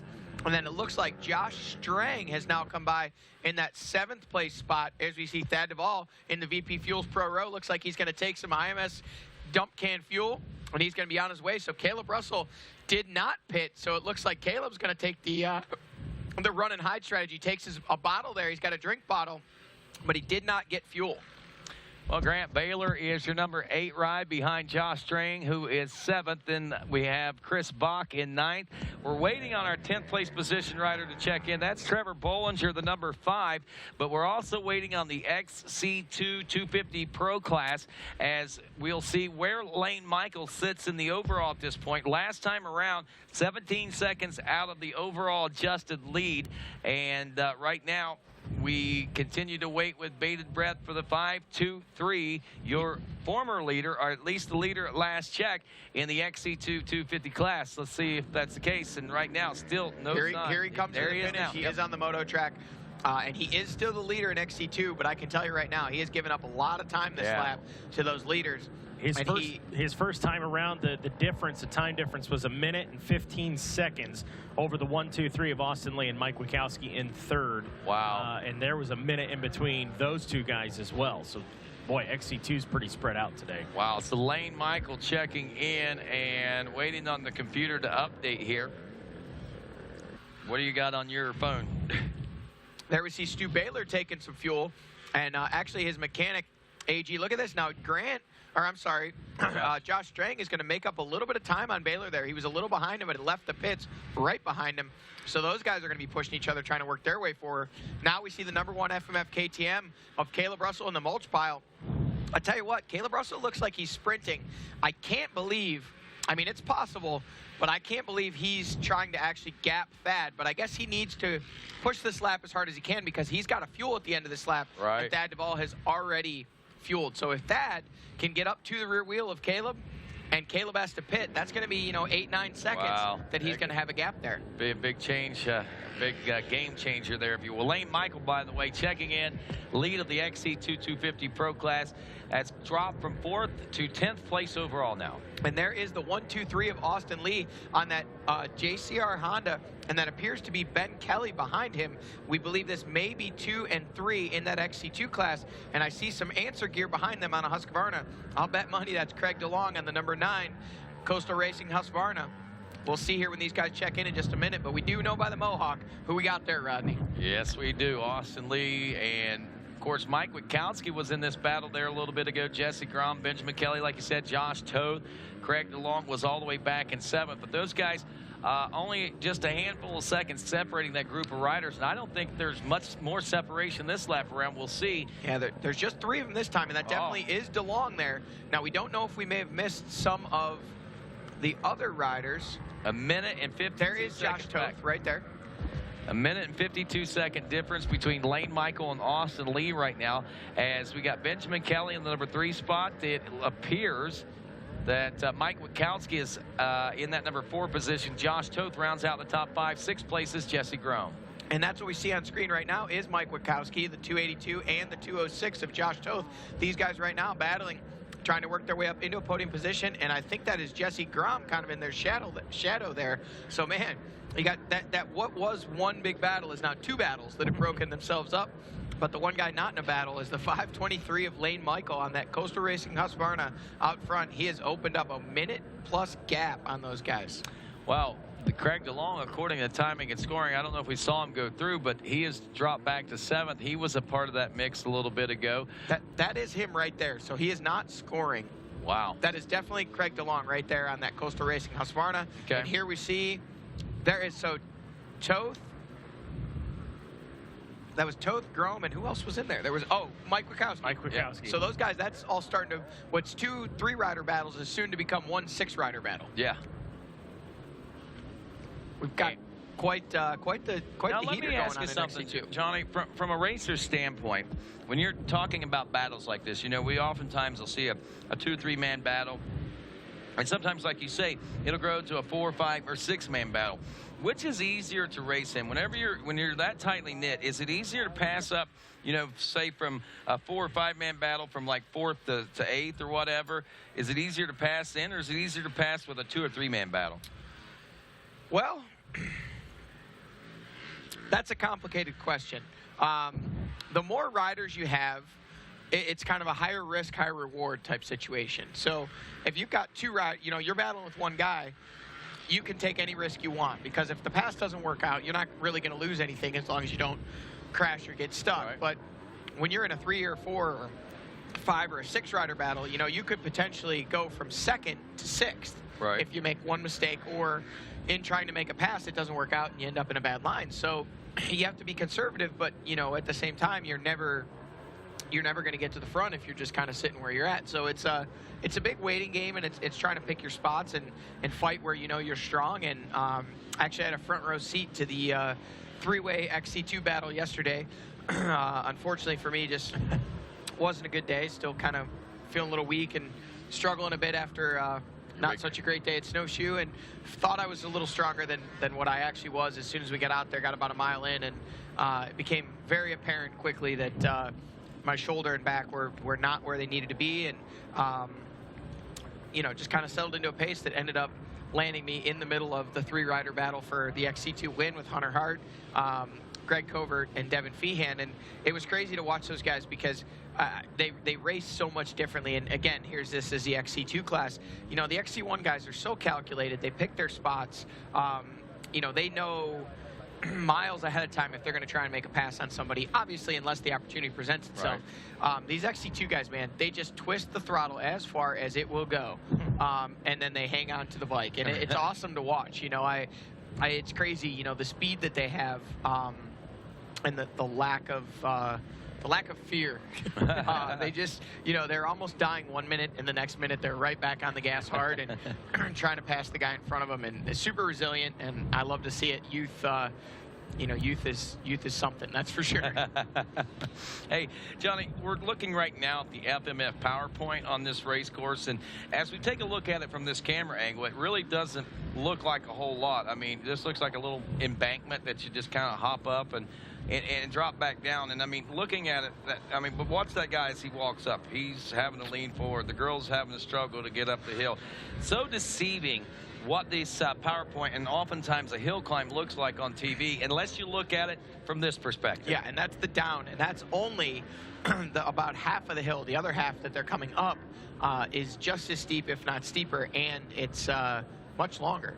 So, it's something that years ago, I think they had to do some erosion work, and they were over there just kind of nosing it, and they said, well, hey, that'd be fun. Let's just run up and down that. And, it's turned into an obstacle that everybody can walk to easily from the pits and check out. And imagine these same hills, because there's plenty of them out on this John Penton facility, but imagine them covered in rocks and much wetter, and that's what a lot of this racetrack is. So it's a challenging one for sure. Look how deep those holes are there. We were watching literally the UTVs be swallowed up by them yesterday.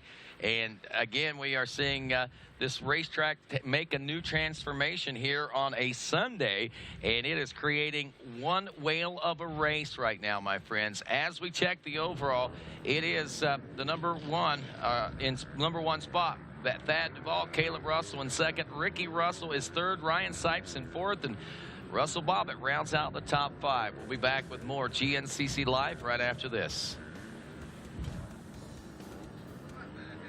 GNCC is Bald Eagle 50 cal, cowboy boots, diesel trucks, Copenhagen, Bush Light kind of men.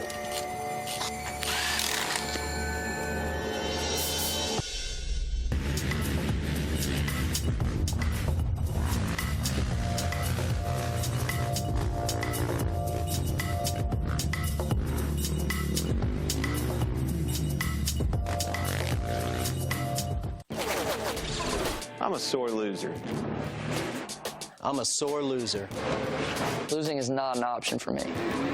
Be the best. The best. The best. You have to have the best equipment under the hood. That's why I only use Cometic products in my engines. Cometic gasket. Cometic gasket. Cometic gasket. Cometic gasket, a superior quality gasket For those of us who demand the highest level of performance. I'm Barry Hawk, 8-time GNCC champion, current Coastal Racing team manager. Coastal Racing depends on Evans coolant because there is a lot of variables in GNCC racing. Toughest, most demanding sports there is. From my experience, without a doubt, Evans is the way to go. We have it in all of our race bikes, our race ATVs, our UTVs. It is for sure, without a doubt, a must on our race team. The pros use Evans coolant, and so should you. And welcome back to GNCC Live here from Millfield, Ohio. The Wiseco John Penton GNCC Round 9 of the AMSOIL Grand National Cross Country Championship presented by Maxxis. It is the longest standing GNCC on the circuit as our 28th running is underway right here. And Johnny Gallagher here with me, Rodney Tomlin. And Johnny, I know yesterday I talked an awful lot about it, but the great Barry Hawk, who has 7 GNCC titles on motorcycles and ATVs. He's got a combination of, 68 wins or something like that. That man actually got his first ever win GNCC overall right here in September of 1991. Oh, look at this. This is Cody Barnes, one of our overall amateur riders. Sorry, didn't mean to cut you off there, but he cased the top of the hill and came to a complete stop and almost didn't make it to the top of the FMF PowerPoint, but spectator grabbed him. That's what those mud fleas are all about. But yes, Barry Hawk, one of the greatest of all time in GNCC racing, if not the greatest of all time. As far as I'm concerned, there will never be another rider like Barry Hawk. He was one of the original strongmen. He was able to do it all on both 2 and 4 wheels. There we see Cody Barnes again. He's getting a lot of TV time today. His first win, I remember that day. I was here. I remember it well. We had seen Barry, ride so well and do so well. And for him to come through and, be able to pull off that win, it just seemed to kind of spark things for him. And next thing you knew, he was winning more frequently. And then very soon after that, he was winning championships. And then, obviously to win 7 championships in a row, and then hang up the old boots from at least the ATV side, solely to focus on the bikes. Won a championship there, and now obviously manages the very successful Coastal Racing Husqvarna team of Ryan Sipes, our XC2 leader, Lane Michael, and what we believe is 4th in XC2 of Craig DeLong. So he's got a very healthy rider stable there. And on the ATV side, obviously, he has Bryson Neal, Drew Landers, and Eli Kiger. So they've got quite a stable of riders on both 2 and 4 wheels. There we see Jesse Ansley, a talent prospect out of Florida, who has definitely had some good rides. He has been on that overall amateur podium a few times this year. Today, not quite up there. We do know Cody Barnes is one of the riders that is up there, and he is actually already off of the moto track and past the FMF PowerPoint. So Jesse a few minutes behind him, but probably still running. If we look at that 250A class, not sure if we have the ability. We'll try here in a moment. But he's one of the riders. He just did pass, I believe that to be Zach. There it is.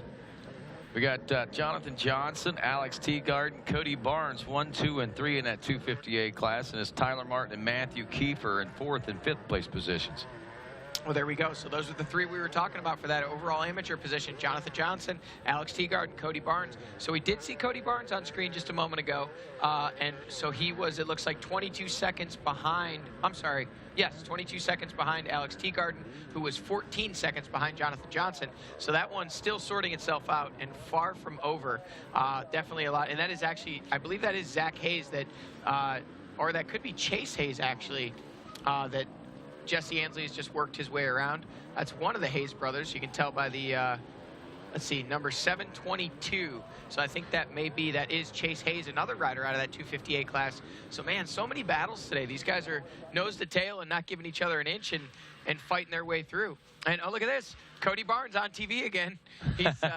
He's getting some fuel there, and he's off. Those are his parents there. They drive him all the way from I'm not sure if he's actually from Iowa or Illinois, but I know he's right on Sterling, Illinois. Sterling, Illinois.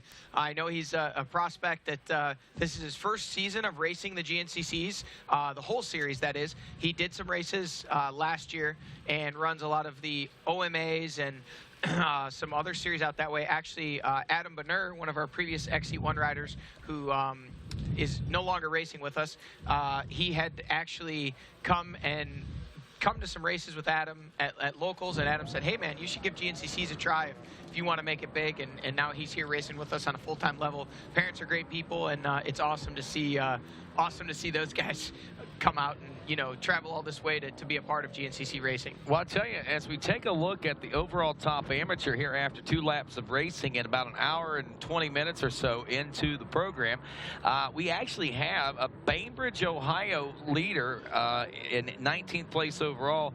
It is Levi Keller from the OXCR over here, Ohio Cross Country Racing. Just a little dinky series over here. These boys have a whole lot of fun. They're based out of Bainbridge over there. But Levi Keller, 185 Open A class, leading that class, leading the top amateurs right now. And if you look back to 2nd place as far as top amateurs, then it's Jonathan Johnson, the 250A class leader. He is looking like 25th overall right now. So that's where we're starting to see things head as far as the overall circumstances and situations are here right now. We see that we got Alex Teagarden. He would be 3rd in top amateurs, and also don't forget about Josh Lee out there. Interestingly enough, I did not realize that Barry Hawk is not actually with us today. So as we're watching his Coastal Racing team there, he on vacation. He obviously had some conflict with the reschedule, and so his team is here without his guidance this weekend, and his boys are doing pretty well. And he said, I'm listening to you guys and watching RacerTV the first time. He says only second GNCC that I've missed in 20 years. How many have you missed? And I said, wait, you're not here? And he said, nope. So apologize, didn't even know you were here. Glad to see everything's okay. Spending a little time with the family doing the vacation thing. Looks like Mark DeLong, Tyler King, Eli Kiger, they got things handled down there. They've each got a chair. Well, Eli's actually sitting on Jack Edmondson's race bike, I've never seen those guys sit down when Barry's around, though. Well, you know what, Barry, if you're watching this at home, you better crack the whip.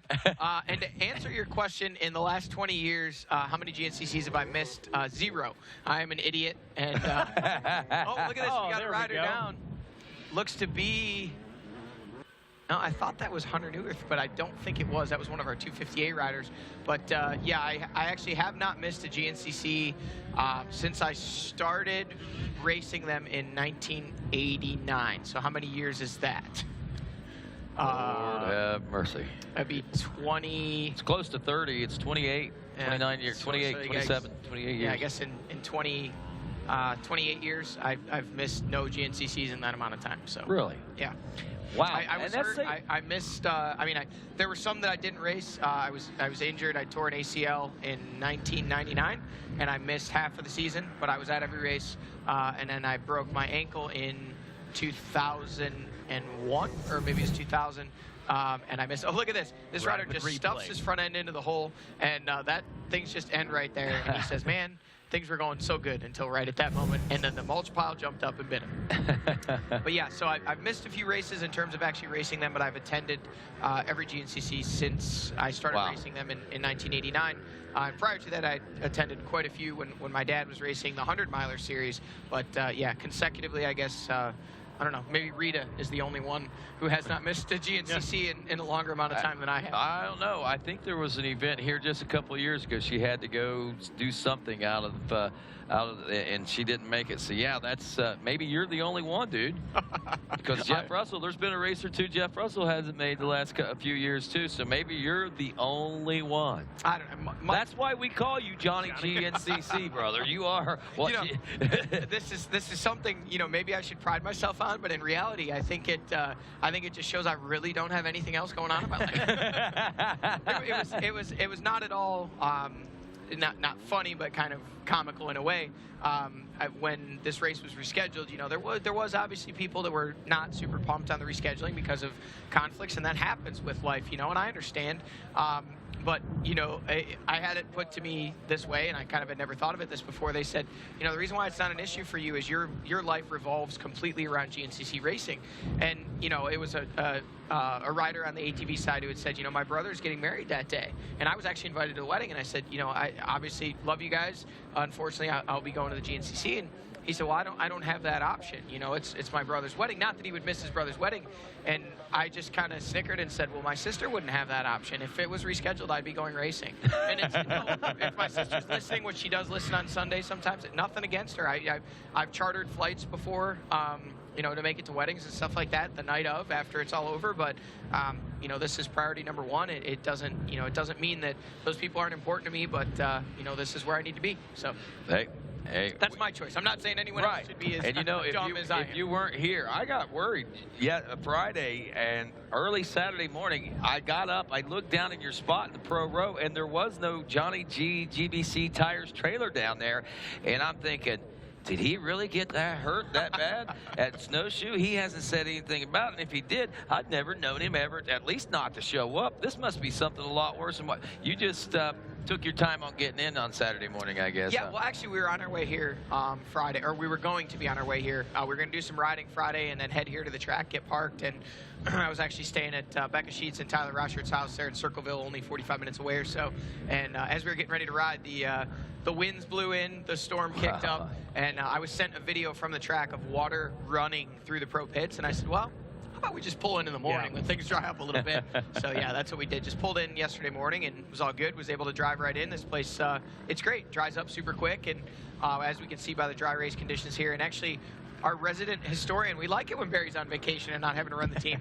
He just sent another text and said, Rita missed one a few years ago. Jeff Russell missed one a few years ago also while he was building the Ironman MX track. So I don't know, maybe it's possible. I'm sure there's somebody else out there, but that we know of. Maybe I'm the only one with a 28-year streak going or whatever it may be. Well, if you're wondering what we're watching online here, Sam Forrester, the vet A30 plus class leader out there with us right now. He's out of Elkton, Maryland.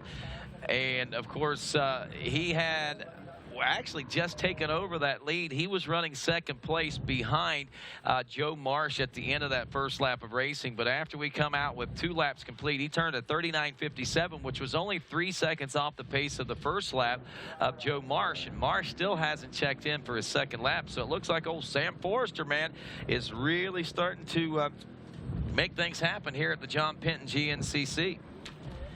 Looking, I want to look at some of these. Oh, that's the bike race sheets. I've got the other sheets there for some of our other classes, though. But yeah, these classes, some of these riders that we see out here with us, to see what happens. I mean, we don't get to see what happens, but we get to see little things like this. You wonder what's going on in that VET A30 Plus class. Now we see that Joe Marsh has checked in 49 seconds, and there's a number of things that can happen. Those hill climbs like you were mentioning out there. This track still, though, is drying out and not as technical as a lot of tracks. It has a lot of its technical aspects of it that are hidden, I think, from the naked eye, so to speak. You almost have to be out there on the course and the trail to realize just how challenging what you're faced with is. Oh, look at that. Speaking of challenging, we have a rider that did not make it to the top of the FMF PowerPoint. Number 99 on the bike, but it looks like 298, maybe 296. Did you catch that? I did not. I think it might be 80. Oh, no, you're right. It is 98. 298, I believe. Rider number 298, whoever that is, looks like he has, he's going to turn around, give another go at it. Speaking of, Rodney, do you remember a few years ago at Snowshoe, that guy that just kept trying the hill? And we had to call him out. Yes. Not call him out in a bad way. We had to give it. I mean, that guy was super determined to make it up that hill. We were able to catch his number on the side of his helmet after about his 7th or 8th attempt. And this went on for 30, 40 minutes, almost an hour. Oh, that's he was trying to make it up a very slick uphill. And he would get a run, he would almost get there, and he would just kind of lose momentum and flop over. And you know, but that really is the spirit of GNCC racing, and kind of the irony in that is, you know, someday that guy could be winning his class or possibly even better, because everybody starts somewhere. And you know, I again, going back to, I haven't missed a GNCC in 160 years, and I'm just a big fan of the sport, whether it's bikes, quads, UTVs, you know, whatever it may be, mini races, you know, male, female, number of wheels doesn't really matter, and none of that stuff matters. I just like good racing, and you know, it's fun to see riders progress. And I've seen so many riders over the years come in that people thought were just absolutely sure to win, and they struggle. And you find something out about yourself in GNCC racing, and you find out just how bad you want to succeed. And this type of racing throws so much at you over the course of whether it's 2 hours on an ATV or 3 hours on a dirt bike. It's not a matter of just skill and training. You know, there's a mental toughness and a determination that goes along with GNCC racing. And you've seen so many, whether it be motocross racers that come in and think they're just going to wax everybody, or, you know, a local hot shoe that's going to do his first GNCC and he's going to light the world on fire, and usually doesn't pan out so well for him. But the cool thing is, you know, you see a lot of those riders come back, and they don't come back necessarily just because they want to win. They want to conquer this type of racing, and they want to be the best them that they can be. And that's something that's really cool, and I think somewhat unique to this style of racing, because it does draw so many people from so many different walks of life, so many different backgrounds, so many different experiences leading up to this, and it's so different from anything else. And we'll talk about Russell Bobbitt because he's been having such a great day so far, and he's in the top 5 still. You know, he was a rider I spoke with quite a bit last year, and I would, you know, ask him what kind of he thought his hangups were. And originally he thought it was the tracks. He thought it was just they were so different from what he was used to riding. And then he thought, well, maybe it was the duration of the races. But, you know, he trained, and it turned out not to so much be a physical thing. And we were talking last year, and he said, you know, I think what it really is he said, there's just so many things thrown at you in a GNCC. He said, in an enduro, whether it be a sprint enduro, a regular enduro, you know, even the various different international races that he's done, national hare scrambles over the years, all the different types of racing that he's done, you know, you can kind of put it all into a small box, and they're all somewhat similar in terms of how the courses lay out, how the racing lays out. You know, GNCC, you have some races that are incredibly technical. You have some races that are fast like a motocross track. You know, you have races that are incredibly hot and grueling. Again, back to the 3 hours thing. So it's all the elements that come together that make GNCC what it is. And it really is truly a test of man, machine, and also mind.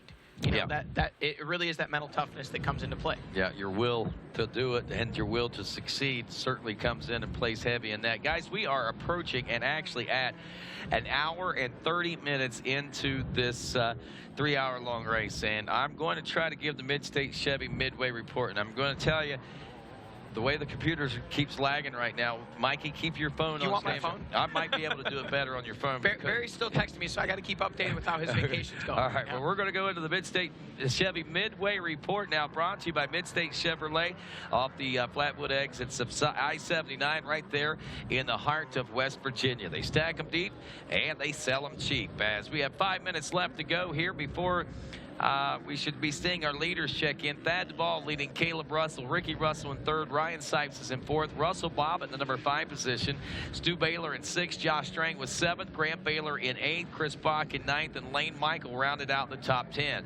Well, that updated quite nicely there. So we'll go to our next class. It's the Senior 840 Plus class. No shotgun Sean Remington on an Infab Am Pro Yamaha number 51. 2 laps in, he had a had a 58-second lead at the end of the first lap over Nelsonville, Ohio's Jeremy Dexter. There's your leaders, by the way.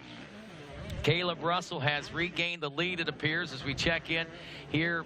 Not sure what mile marker we're at, but there they are in the middle of the woods, maybe the 9.5 mile marker. So there they go, and that means that they are getting closer to the completion of this lap. As we said, we're within 5 minutes of that. But Senior 840 Plus class, Jeremy Dexter in 2nd, Jeffrey Odell is 3rd.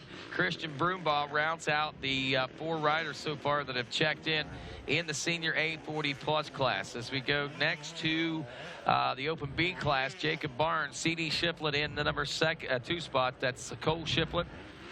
Braden Sylvester in the number 3 spot. We got Colton Joyce in 4th and Jacob Montrose in the number 5 spot. Dominic Jarvis is 6th now. Corey Jordan in 7th. Jake Stevenson, the 364, is 8th. 9th, the 911 Brian Flowers, and James Harshberger, the 69, rounds out your top 10. Dakota DeVore leading Michael DeLosa in the 250B class, the 526 from Yerkesville, Ohio, over the 441 of DeLosa out of Gillette, PA. Only 7.8 seconds after 2 laps. Those guys are going at it pretty good, it looks like. It looks like DeLosa might have had the lead in this one at the end of the first lap, but DeVore has gotten around him. Jake Ross, 192 from Middletown, Virginia, is 3rd. Chase Sweda, 223 from Flowery Branch, Georgia, rounds out your top 4 with 2 laps in. Still waiting on Evan Stewart, whom we saw last in 5th place aboard the 621. The 510 of Brady Stefanik in 6th. The 284 Brian Day is then in 8th spot. 136 Kyle Prismont. Kyle Boyle, the 270, in 9th. And the 436 of Blaine Kimmery rounding out your top 10. As we go next to see that Noah Stewart and Chase Colville are going at it in the 200B class. As these 2 riders, only 2 riders in the class so far, have checked in with 2 laps complete. They had a minute over 3rd place ride, 172, Bradley Bykowski. There's only 23 seconds separating 1st and 2nd place, so those guys are going pretty strong at it right now, it looks like. But Bykowski, as we told you, is 3rd. Cole Johnson, 347 in the number 4 spot. Brandon Keegan, the 864, in 5th. And in 6th, 154, Benjamin Wright. 7th is Casey Moore, the 923. 8th spot, Kuba Watzika, the 485, and Briar Gregory, the 298, in the 9th place position. Cascade, Colorado, WOJTYCZKA. There was a quick shot, not to jump in real quick, but that was Caleb Russell out there in front with a pretty good gap on the rest of the pack there. Not really surprising, and Johnny, I think you can weigh in on this one right now. Well, Caleb did not pit last time around, and he's running. He's running. He is like the scared rabbit type mode, and what he's trying to do is get that buffer in between himself so he can pit and not have any problems. And you know, this is what we've seen Caleb Russell do. This is what he's best at. We've seen it through the first 6 rounds or so. You know, things were going smooth for him. Maybe today, finally getting the ball rolling back in that direction. Yeah, you know, we know that Bad Thad, has been known to come out and put in some sprint speed. So I can assure you, although Caleb Russell is trying to open up that gap, Thad Duvall is throwing everything in his toolbox at closing that gap, even if it's just by 1 second, because he knows that every second that he makes up is a second he could potentially be ahead if he can get through those VP Fuels Pro Row while Caleb Russell is pitting, he knows Caleb didn't pit. He knows exactly what he's up against, and he's fighting as hard to shrink that gap as Caleb Russell is to increase it. So what we're seeing right now, although they're not wheel to wheel, in my mind, is a clash of the Titans. The two biggest hammers in GNCC racing right now are just beating against the trees, trying to show each other who's boss, and they're really laying a big hammer down that's opened up a pretty sizable gap over third place. Love that analogy, Johnny. That's a good one. As we'll continue with our Mid-State Chevy Midway report, there's 523 Lane Michael, I believe. Bacon still leading the XC2 250 Pro class. Continuing with the Mid-State Chevy Midway report, we pick up with a 4-stroke B Lights class. Bolton B. Roth out of Platttown, North Carolina. I love saying that. A 2-minute and 17-second lead after 2 laps over the 432 of Eric Ross from Beverly, West Virginia. They had 2:16 over the third-place rider who's still working on lap 2, Adam Parker. Then in 4th place, the 954 Hunter Scott. Andrew Tinker, the 708 is 5th, and 6th, 401 Sean Cochran, 7th, 231 Zach DeWurst. 8th spot, Michael Nutter, 358. 9th place, the 536 is Stephen Peters, and 10th place, Joe Spivey in the 4-stroke B class. There is your leader making his way in, and the 2-lap board is going out for Caleb Russell as we see those riders checking in. And also we'll see just exactly how far behind Thad Duvall is of Caleb Russell. Goes down. But he's getting back up, I believe. That's him now remounting the machine, and that right there is going to be, Caleb on that side of that hill heading up to the, and I think we just might have seen the pass taking place right there. So, wow, what a tough break right there. And everything that Caleb just gained, he lost that and then some, Johnny, as now Thad Duvall takes over the lead, and a hard crash. Johnny Gallagher watching that from, we caught the tail end of it. We'll see if we can't maybe catch that on the replay here in just a few moments, but I guess that Caleb making that transition off the moto and trying to get into the FMF Powerport, having himself a little bit of trouble there, but he doesn't seem to be affected by it so much. He's back on it. He's all over the rear wheel of Thad Duvall. And you know, at this particular point, that's got to be a big boost of inspiration for Thad Duvall to know that he's put Caleb Russell in this position for at least 3 of the 4 last races. And actually he was a big part of that last race too, even though he came up a little short of the win. Caleb Russell feeling that pressure, and it's quite obvious again here today, just past the halfway point. The 2-lap board is out. Thad Duvall pits again. Thad Duvall's in the pits again, and now, you know, he may have had a quickened pit stop because he didn't want Caleb to get too far out ahead, but there he goes. He gets in and he's out real quick. So interesting pitting strategies. You know, you got to wonder, did he do that on purpose? How did that all work out? But regardless of what the answer to that is, it has presented us with a rather interesting next 2 laps of racing, and knowing that these two are going to be going wheel to wheel, head to head, as Johnny Gallagher put it, clash of the Titans. These 2 hammers are going to be banging hard here in the next, little over an hour of racing is what we'll be looking at. Lap times 33 minutes, pushing the 34-minute mark for the most part for most people out there. So interesting that these are longer laps, and this day, believe it or not, very challenging, going to be taking its toll, I believe, on all of our riders out there. The temperature, not too bad. It's a nice, beautiful, sunshiny day. Humidity level is virtually nil at this point, and we've got a great battle going on. So we got 10 seconds that separated Russell and Duvall, and that 10 seconds was made up with that little crash that he had there just a little bit ago. Let's check in with the Mid-State Chevy Midway report, and let's go to the XC2 250 Pro class. Due in a minute. Lane Michael, Austin Lee, Benjamin Kelly, Craig DeLong, and Mike Witkowski, your top 5. 6th place, Josh Toth, XC2. 7th place, Jesse Grom. Drew Higgins is 8th. Sam Evans in 9th, and Zach Hayes round out the top 10. What do we got going on there? Somebody in the battle with Sipes, whoever's right ahead of Sipes. Oh, let's see if we can figure that one out. We got a battle with Ryan Seitz that's making its way to the, that's Josh Strang. Josh Strang has moved into 3rd. Ryan Seitz right behind him, but Johnny Gallagher giving us a report that a 114 is showing signs of smoke. Big puffs of white smoke. And there it is. We've seen him go through the pits. there at the Coastal Pits is Ryan Sipes right now. Ryan gets gas, gets fueled, gets a drink of water, and he is off and rolling. And I don't think that Strang pitted that time around, so he's at least rolling with it. Rolling with it right now. We'll see how well and how long he's able to roll with the steam coming out. Grant Baylor also making some charges up as we see him to the number 5 spot after 3 laps of racing complete. Stu Baylor is checked in at 6th. Russell Bobbitt is now 7th place as they're checking in. Up from 10th to 8th is Chris Bach. Ricky Russell has dropped all the way back to 9. And Trevor Bollinger still maintaining a steady position in the number 10 spot out there, it looks like. Had a shot of Lane Michael coming through the finish there. Out of the XC2. Yeah, let's check in with that XC2 class again as we'll see how that's starting to fare on the FMF PowerPoint. He had quite a bit of a lead there, minute plus, I believe, there at one point, working on 2 minutes.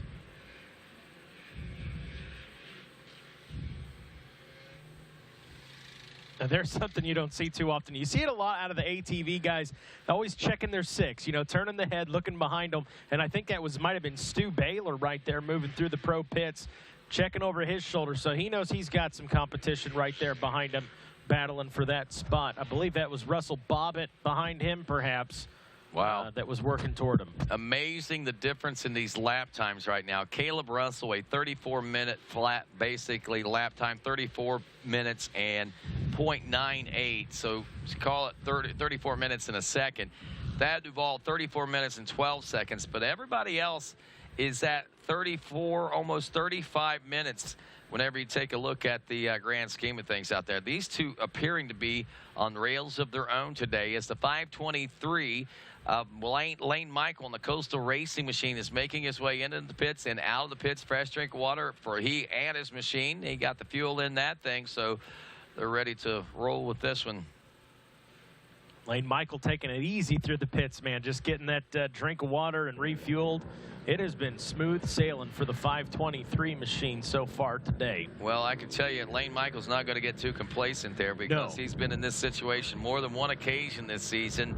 When things just seemed like it was falling into place, then somebody would come from out of nowhere whenever he would maybe relax a little bit thinking things were good and force mistakes on him and take him out of places that he wanted to be. Well, nobody right now is taking him out of this number 1 spot. He has got this dialed in. We're getting a shot of Austin Lee right now, the 123. I don't remember seeing Toth. Well, we got Josh Toth in second. And Greg DeLong. Yeah, a minute and 27 seconds behind Lane Michaels, Josh Toth. Craig DeLong is third. Austin Lee is checked in 4th. Mike Witkowski, top 5 rider. Those are the only 5 in with 3 laps complete so far. So here at the just past the midway point. And again, apologizing for any lags that we may have. A lot of things going on here at the Weisco John Penton GNCC, and beautiful sunshiny day, as we said. Humidity level has certainly subsided quite a bit as opposed to what it was yesterday and the day before. I know Friday coming into this one, it was a hot one. Speaking of a hot one, we got a hot rapid replay that's going to be coming at you here in just a second. Is this the crash? Oh, it's lagging a little bit. That's Caleb Russell's crash. Cool, oh, man. wow, man. That he swapped it out. And to see how he held onto that bike. Let's back that up. Watch that one more time and see how hard it is for him to get that bike up from the lower side of the hill. But the way he swapped out there and the way he held onto that bike and the way, I mean, that's pretty amazing stuff right there. Look at that. Bam. Still never let go of the throttle, never let go of the clutch. I think he pulled the clutch in and basically was just in the motion of putting it back up whenever he got. That right there shows you that he is a true champion that is hungry. He has a lot of desire, and he is not going to give up, even whenever the track seems like it might be attacking him a little bit out there. Man, impressive. And, I mean, into the there goes Thad Duvall. There goes Thad Duvall, getting a great shot of that pass there. But to think, you know, had he not done what he did prior to that, you know, hauling butt through that track, trying to put some distance in between him and Thad think of how much bigger the lead would be with that at that point. Right, and yeah, what that could have done to the day for Caleb Russell. So everything he did leading up to that point was the saving grace for that one little miscue right there. And I'm sure with the next hour and 15 minutes or so of racing that these riders have left to race to get to our near 3-hour mark, there will be plenty more mistakes made by both riders. And I have to admit, I'm thoroughly impressed and shocked and surprised, I guess would be the way to put it, as when we go to the podium oftentimes, and you know, we see these guys, they look so smooth, they look on rails, they look like they got things dialed in, and they talk about, I crashed here, I crashed my brains out, I crashed there, you know, I went down so many times that last lap, I got stuck there and I got stuck there. And those are things that we don't necessarily see, and things that you can't speculate on until you know that those are the types of things that's happened. But those guys are just so consistent that they make it look like it's just part of the lap, man. Yeah. It's pretty ridiculous. We actually got to see that one of them going down, and I'm not saying that's exactly how they all go down, and it's smooth getting back up by no means, but that just shows the professionalism they've got. It's unreal. Yeah, they come in with their jerseys half ripped off. We've seen them, their hand guards ripped off, their fenders ripped off, their mufflers ripped off, their brake shifters and everything else get ripped off. I mean, these guys, this is a very challenging sport. Man and machine against, another man and machine. Yeah. And the obstacles grow even more when you throw Mother Nature into the mix. So I love it. I've been coming, you know, Johnny's been talking about, he says he's been coming every race for the last 20 years. I have been to all these in the last 15 years myself, except for one when they scheduled me at an ATV motocross race in 2005, I believe it was. You know, somebody I got to think that I'm really impressed as I glance at these standings right now, Mikey. You got Russell and Duvall, and we've seen this happen so much this season. That's not so much a surprise. But what I've seen so far out of this race, you know, I saw that it looked like Josh Strang was a little further back than maybe what he was, but, you know, these guys, the gaps weren't really that big, so they had plenty of room to jockey and plenty of room to make up and get separated from each other. Well, Josh Strang, man, I tell you, it seems like that foot is getting stronger and stronger and stronger for him as he is back up to near par, and Strang in that number 3 position, Sipes back in 4th, and Grant Baylor in 5th. But again, I just got to say, the progression that I've seen out of Josh Strang this year with his injury from the ISDE last year, pretty impressive. And I know that he was pretty excited coming into this weekend. He likes this track. He's done well here in the past, and I know he was hoping to do well again here this weekend. And like we say, we had a chance to catch up with him coming into the Weisco John Penton GNCC. Yeah, last race here on Penton. This weekend I was supposed to be in Australia doing a race, so unfortunately missed that. But I mean, the GNCC schedule, they just had to schedule around the weather, and coming in yesterday it looked like it was going to be wet, but I think the hot weather and humidity has dried everything out here, and I think by the time we race, I think the track may be pretty good, maybe almost perfect. So I mean, I'm excited. The Penton, I've always enjoyed riding here at the Penton, and I've never been able to win, but always done fairly well. So I just want to have a good race today and go into the summer break with some confidence. Well, there you go. And like Josh said, you know, he'd be going to Australian racing over there if it hadn't been for the reschedule. And as he mentioned, weather. And again, just want to reiterate, people, that yeah, that was part of it. But you know, there's a whole lot more that came into the reason why we rescheduled the John Penton GNCC, and X Factor had a lot to do with that, as well as many other things. But regardless, we have rescheduled. A lot of people had to reschedule a lot of things, like Johnny mentioned a little bit earlier. You know, again, that's a whole new element to the series. I mean, we opened up a little different this year. Not that, I mean, we expected it because obviously it was on the schedule that way, but this whole season's been a little bit different and a little bit off, basically feeling. Not that it has, but it's felt that because of the way it started. It felt like we started in the middle of the season almost, you know what I mean? It's kind of what it felt like to me. So maybe all this, you know, will get us all excited, and we'll be able to reset things and basically go back to zero as far as the championship is concerned when we go into the last 4 rounds, especially as tight as this championship points battle is. 7 points as up right now. And we've got Thad Duvall still out front, just trying to make sure that we got Duvall on point, and he is still on point after making that pass through the FMF section. And, of course, they are right now in the John Penton section of the racetrack. So we'll see how they come out of that one. That one, a lot of room for error, a lot of room for mistakes. If somebody else gets in there and gets crossed up, it kind of discombobulates everything and everybody out there. So you'll see gaps either shrink or gaps open up just because of the tight sections of the John Penton section here at the Weisco John Penton GNCC.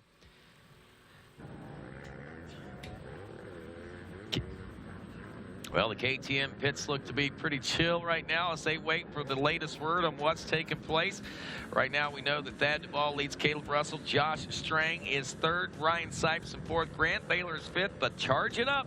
Stu Baylor back in the number 6 spot. Is he going to be able to make it happen today? Can he get back to a podium position finish? He's got a little bit of time to make it happen. Stick around. The Weisco John Penton GNCC continues after this.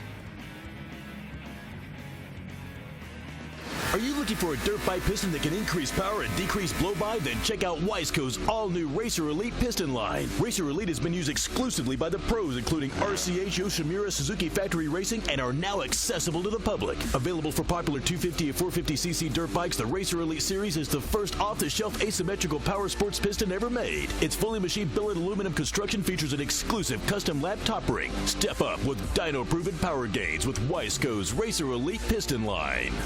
You smell it, you feel it, you can taste it in the air. Speed, man. Full wide open. Blast. I didn't really like high school too much. Too booky, too take notes, learn this, and that's it. Yeah, wow, take that full-size motorcycle.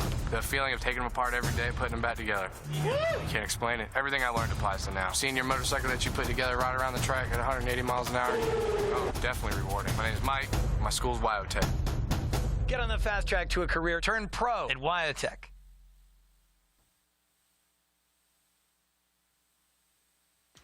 And welcome back to GNCC. Wait a minute, wait, no. Oh, wasn't it? No, it goes like this. Ice cream! That's it. Hey, folks, if you're here at the racetrack, we want you to head on up to the Federal Hawking FFA Alumni Concession Stand, where all proceeds will be going, of course, to the FFA Future for America right there, the Future Farmers of America. Future for America, I think is what they call it now. I was an FFA member, president of my local chapter, believe it or not. And these folks here, they got ice cream, they got pizza, they got breadsticks, they got hamburgers, hot dogs, chicken sandwiches, biscuits and gravy, BLTs, about anything you could think of. From a concession stand standpoint, they've got it available. So I want to salute those guys and remind you, right now, even though they got their doors down, they are still serving. Like on the ice cream booth, the sun was coming in, so they put the doors down, so they're serving on the sides. Go on up to the ice cream booth and get yourself some ice cream. And if you're at home, run to the freezer and grab some ice cream. So right now, actually, we could use a big bowl of ice cream right down here ourselves, Mikey. I know poor little Chelsea, she's barely got a voice trying to give us some cues and stuff, and she could use some ice cream to soothe her voice out there, I think, a little bit. So, hey, anybody wants to grab Chelsea? What do you want, Chelsea? Chocolate or vanilla or a mix of the both?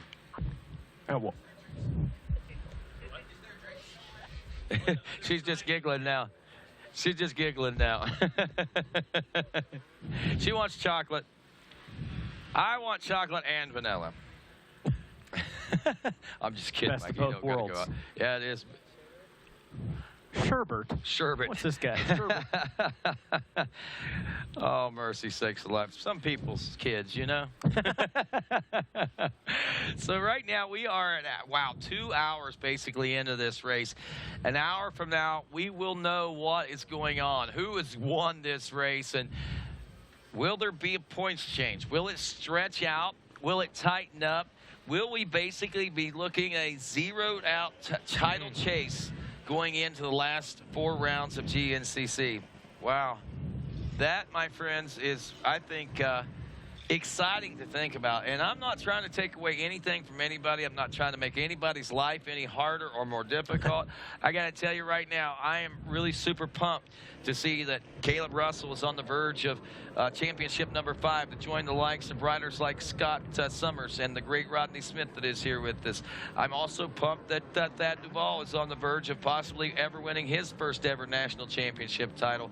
And what I'm pumped most about is the fact that we, as race fans, get the best of racing when we come out here, because these guys are literally leaving it all on the racetrack. I think if you go back, you look at South Carolina, you look at Georgia, you look at these races where they were so intense and so battled down to the very, very end out there, like at South Carolina. These guys leave 100%, and in some cases, if it's possible, 110% out there on that racetrack. They collapse at the end of the race. They come in basically nose to tail.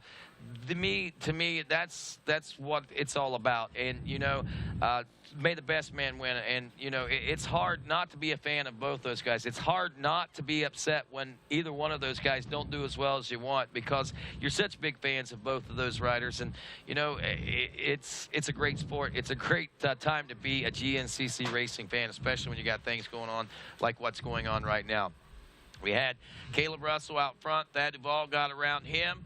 And Russell dropped back to second after that little mishap going up to the FMF PowerPoint. Josh Strang and Ryan Sipes basically nose to tail. They were 2 minutes and 4 seconds back off that pace. But, you know, I'm kind of curious what's going on with the Strang-Sipes battle. If they're still neck and neck whenever they come onto the moto track next time, you have to think, you have to wonder, since he didn't get him last time, did he maybe size him up for a pass next time around if he had to do it, and maybe wait till the white flag lap to try to get something like that in?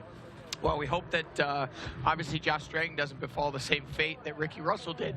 He held off Ryan Sipes on the moto track and then disappeared. So, you know, don't know. Maybe it uses up so much energy trying to hold off a world-class motocross athlete on the motocross track that, you know, that next lap you just lose piles of time and you can't possibly fight your way back. So Ricky Russell still on the charge, working still inside the top 10.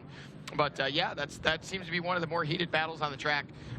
Really excited to see how this whole situation with Caleb Russell and Thad Duvall pans out. I mean, wow, that was an exciting couple minutes there. I was just going to go take a walk and grab something to drink quick, and I look out the back of the RacerTV studios and I see Caleb Russell just yard sailing up the FMF PowerPoint. Now, I got to ask, man, I mean, does this do good things for their friendship? Does this make their camaraderie tighter? I mean, we got to look at these guys. These are Team USA riders. They're going to be going to the ISDE a little later this fall together. You know, they're supposed to be buddies. They grew up together. But whenever we get into an intensity as to what we are right now, is there some animosities that's going to build? What will that mean for us as a team in the U.S. And Team USA and the ISDE? I mean, Johnny, you're pretty close to both of these guys, I think, and the situation that they're in, being a racer and everything. I mean, what's this doing for this? Is it good? Is it bad for things? You know, it's a sticky situation, honestly. When it comes to Team USA, I don't think that part of it's complicated at all. I mean, they go there as teammates, and, you know, they can set aside the fact that they have a championship battle looming at home. You know, they're going to represent their country. They're going to represent the pride of you know, having got the job done last year. And I'm sure in their minds they're both going wanting to battle for the individual overall. And that's, I think, is realistic for both of those guys, obviously, especially with an American having won it the last 2 years, Taylor Robert last year and Ryan Sipes the year before. So, you know, I think as far as the ISDE thing, not so much of a consideration, but you know, these guys, you can follow, if you follow their mothers on social media. You know, they talk about how they grew up together, you know, riding bicycles and building jumps in each other's driveways and that kind of thing. And that was absolutely true. But, you know, there was a time not so long ago where these guys weren't very close. You know, not to say that they didn't respect each other as racers, but, you know, they just kind of took a little bit different paths, I guess you would say. Thad Duvall was a little bit ahead of Caleb in terms of the progression of things, time-wise, that is. Oh no, my popsicle. That's the saddest thing that's happened to me today.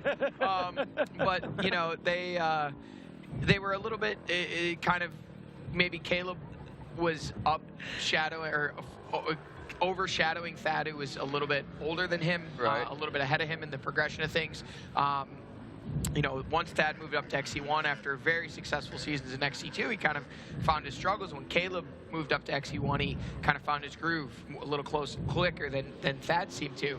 So they kind of, I don't think they disliked each other, and neither one of them had bad things to say about each other, but they weren't super close.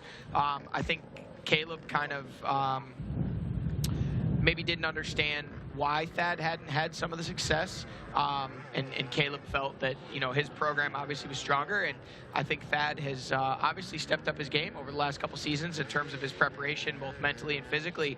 And I think if anything, you know, they're not bestest of buddies, but I think they probably have a pile of more even respect for each other than they already did, because they always race each other clean. That, you know, there's a lot of guys out here that don't play nice with each other. Whether, not that they're bad guys, but for one reason or another, something happens over the years, and, you know, they're kind of always aiming for each other, and you're trying to take that guy's front wheel if you have the opportunity. Right.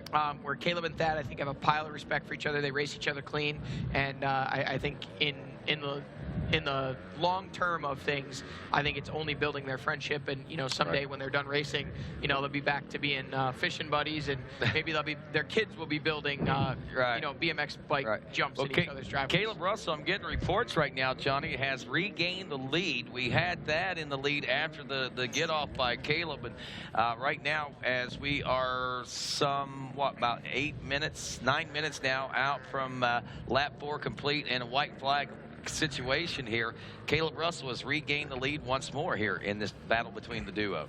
One thing that I kind of questioned, you know, Mikey, as we saw that crash with Caleb Russell, you know, we all know there's kind of one of two ways that can go. You know, that can fire a guy up and get him rolling, and it seemed like he hopped right up and he took off, but that's when the adrenaline's really pumping, you know, and had he have, oh no, more popsicle. More popsicle gone. You know, had he have injured himself or done any damage to the bike, you know, it would have come apparent soon thereafter, and we would have seen him fall off the pace. So we've got to believe that, you know, it was the first of the two scenarios where it fires the guy up, gets him rolling, and, you know, he kind of hard on himself and says, man, you know, I had it. I had the 10 seconds I needed to still be able to get out of the pit and have the lead, and now I kind of gave that away. Luckily for him, and we're still not exactly sure why that was, Thad Duvall actually did come in and make a stop as well, although it was a quick splash and go where Caleb did gas, goggles, drink, the whole 9 yards, and gave up, we're going to call it 8 to 10 seconds that he left behind Thad, who was in the pits for maybe 4 or 5 seconds. So, you know, but ultimately I think maybe had Thad have not made that pit stop, that little crash that Caleb had would have loomed much larger, because what that does is it opens you up to a lapper getting between you, going into a section where it's hard to pass. You know, when you're racing somebody, you want to be as close with them as you possibly can, unless you're the guy leading, and then you want the gap. Yeah, exactly. Now we just got a report over the radio that Stu Baylor has now moved into the 3rd place position.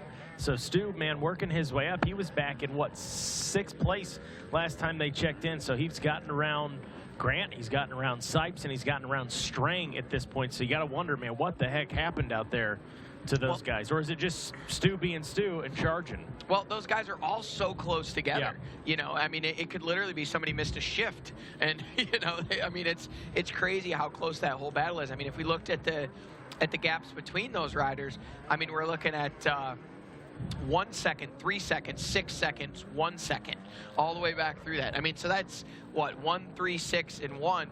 You're looking at 11 seconds separating 4 riders. I mean, you know, that's one lapped rider can change, you know, a stall, a fall, anything, and you lose 4 spots just like that. So we certainly have the battle going on. It looks like the battle's on for the top 2 guys, and then the battle's on for that 3rd place position. Last time they checked in, it was Strang in 3rd. We're getting reports now that it is Stu, and the gap there between 2nd and 3rd, last time they checked in was right over 2 minutes. It was 2 minutes and 4 seconds. So not sure we're going to see enough race for those guys to catch up.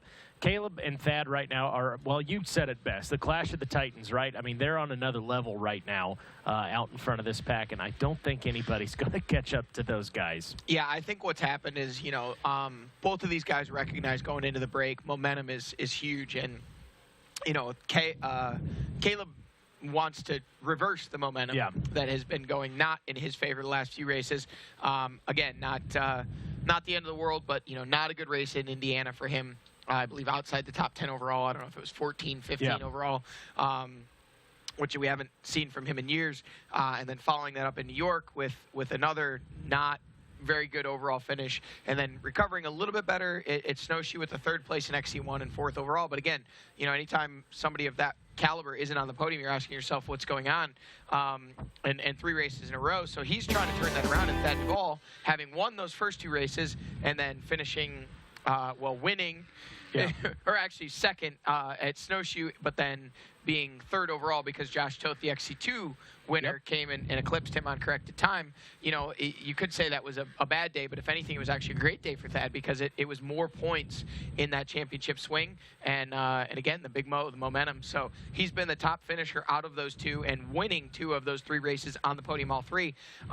So he wants to get this win going into the break. Caleb Russell wants to get this win going into the break. And these are the 2 guys with the most chips on the table right now for the, and look at this. We've got a lead change again. Thad Duvall leading the way. Caleb Russell on his rear wheel, taking different lines up that hill climb. And this is getting interesting, guys. It is, absolutely. One of the things I think about with Thad Duvall, and he said it this morning in the pre-race report, he goes back to Camp Coker. And if you remember Camp Coker, where that was a race, he led almost the whole doggone thing and then ran out of fuel. There was the big debate there at the end of that one. And he said, you know what, I left Camp Coker. I went back, I trained hard, and came in with a different mindset and focused. And since then, it has been a completely different, well, not completely different. He's always done really well, but a different Thad Duvall. Hey, and I have to commend Thad and the entire team on not taking that as some sort of personal shot or something, because I'm sure they could have felt like they were being picked on or something like that, but they took it with a grain of salt. They took it in stride, and what impressed me most is exactly what you said. It came back. He went to work. He wanted to come back and make things even better and make himself even better, and he has done a great job of that since then. And I'll tell you what, I don't know that we'll see Thad Duvall run out of gas anytime soon ever in the future. Maybe that was the reason for that second quick pit there. He thought, well, this is a good opportunity. I'm not letting that happen again. Well, Rodney, while you're away, we found out Stu Baylor, as reports are, Stu Baylor's moved into the 3rd place position now. Oh, wow. Not really much of a surprise if you look at the big picture and knowing how Grant Baylor. Grant Baylor. It is the 314, not the 514, but yet wouldn't be a surprise to see Stu Baylor in that position. Remember, we've seen him make the grade late in the race like this so many times after that win, right after, the Big Buck GNCC. Seen it in Florida, seen it again the next round. And the next round, I mean, he has just been an amazing rider. It wasn't until the X Factor, when he had the viral infection that he had going on there, that we've seen it not be as prevalent as what it has. But Stu Baylor is still man on a mission back there, and Stu Baylor still making up time, and don't count him out, even though little brother Grant is back there. And I got to tell you this, that's good news for Grant. This is what he's going to need. He's been needing to ride like this all season. Well, I'll tell you what, if we did not miss any of the other riders, and that was in fact Grant Baylor in 3rd, not only did he make the pass into 3rd, but he absolutely decimated those guys. Yeah.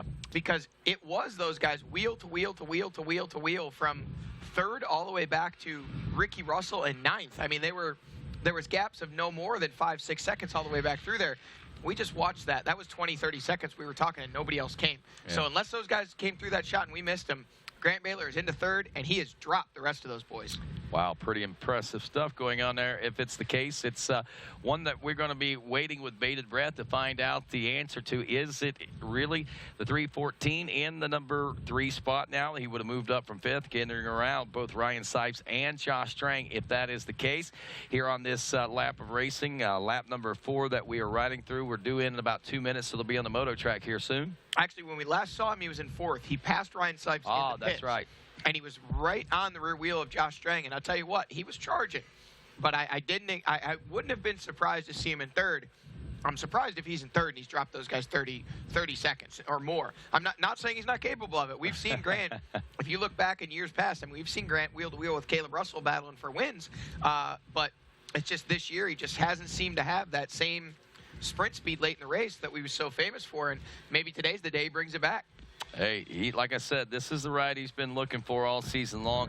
Had some changes of his own through the offseason and everything, new team, and we've had a couple of lead changes. We had Caleb Russell leading this one at the beginning of the lap. He went down. Thad Duvall got around him. Caleb got back around Thad, and now Thad has gotten back around Caleb, and here they are on the moto track, split up right now by a lapped rider. That was some saving grace there.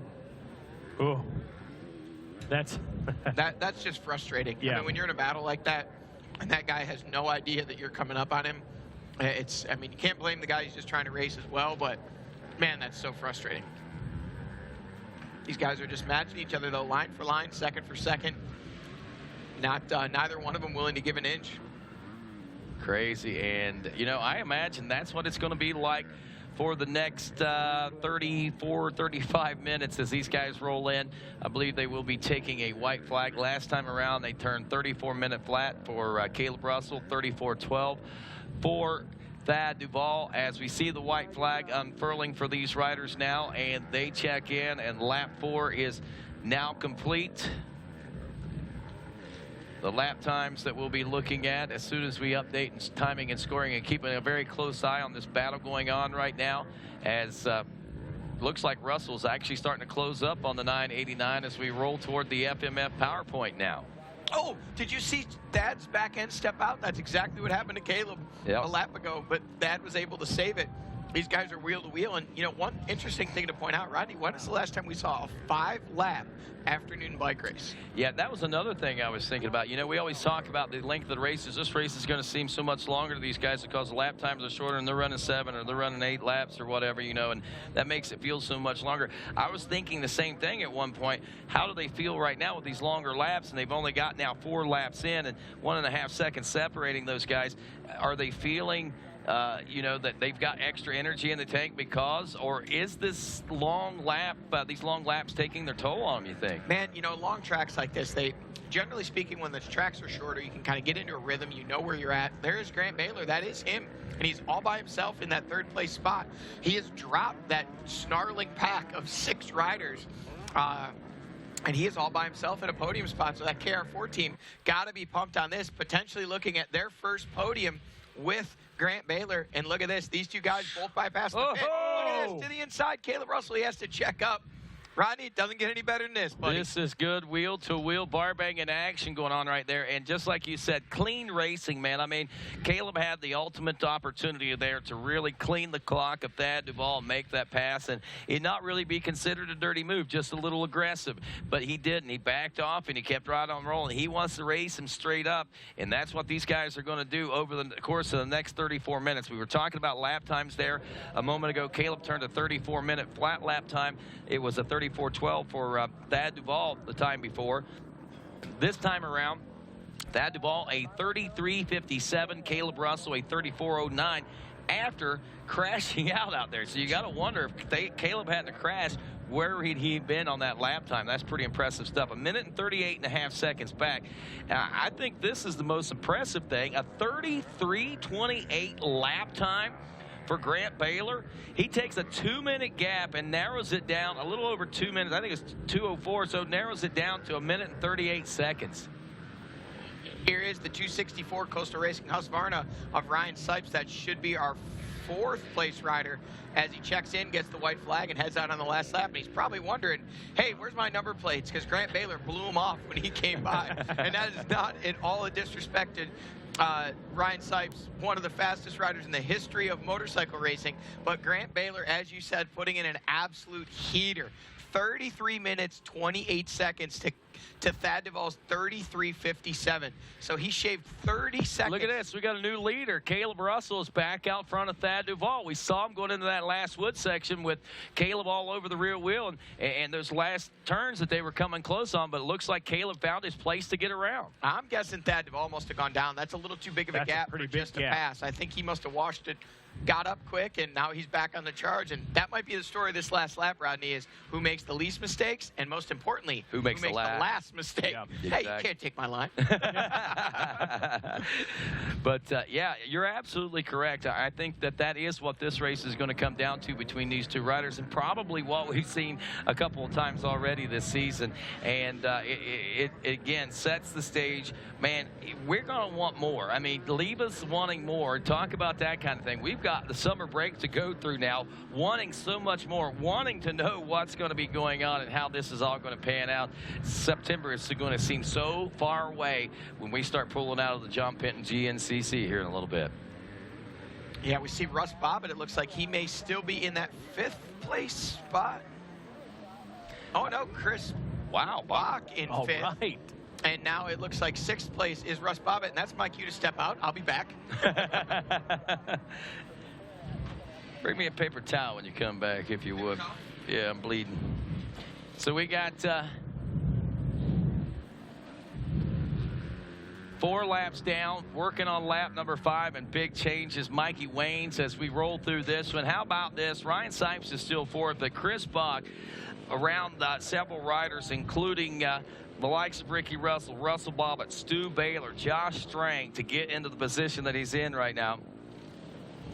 And, of course, that is just, I think, a true tribute to what we've got going on here with the John Penton GNCC, and a tribute to a great man himself, and one that basically has literally given us all the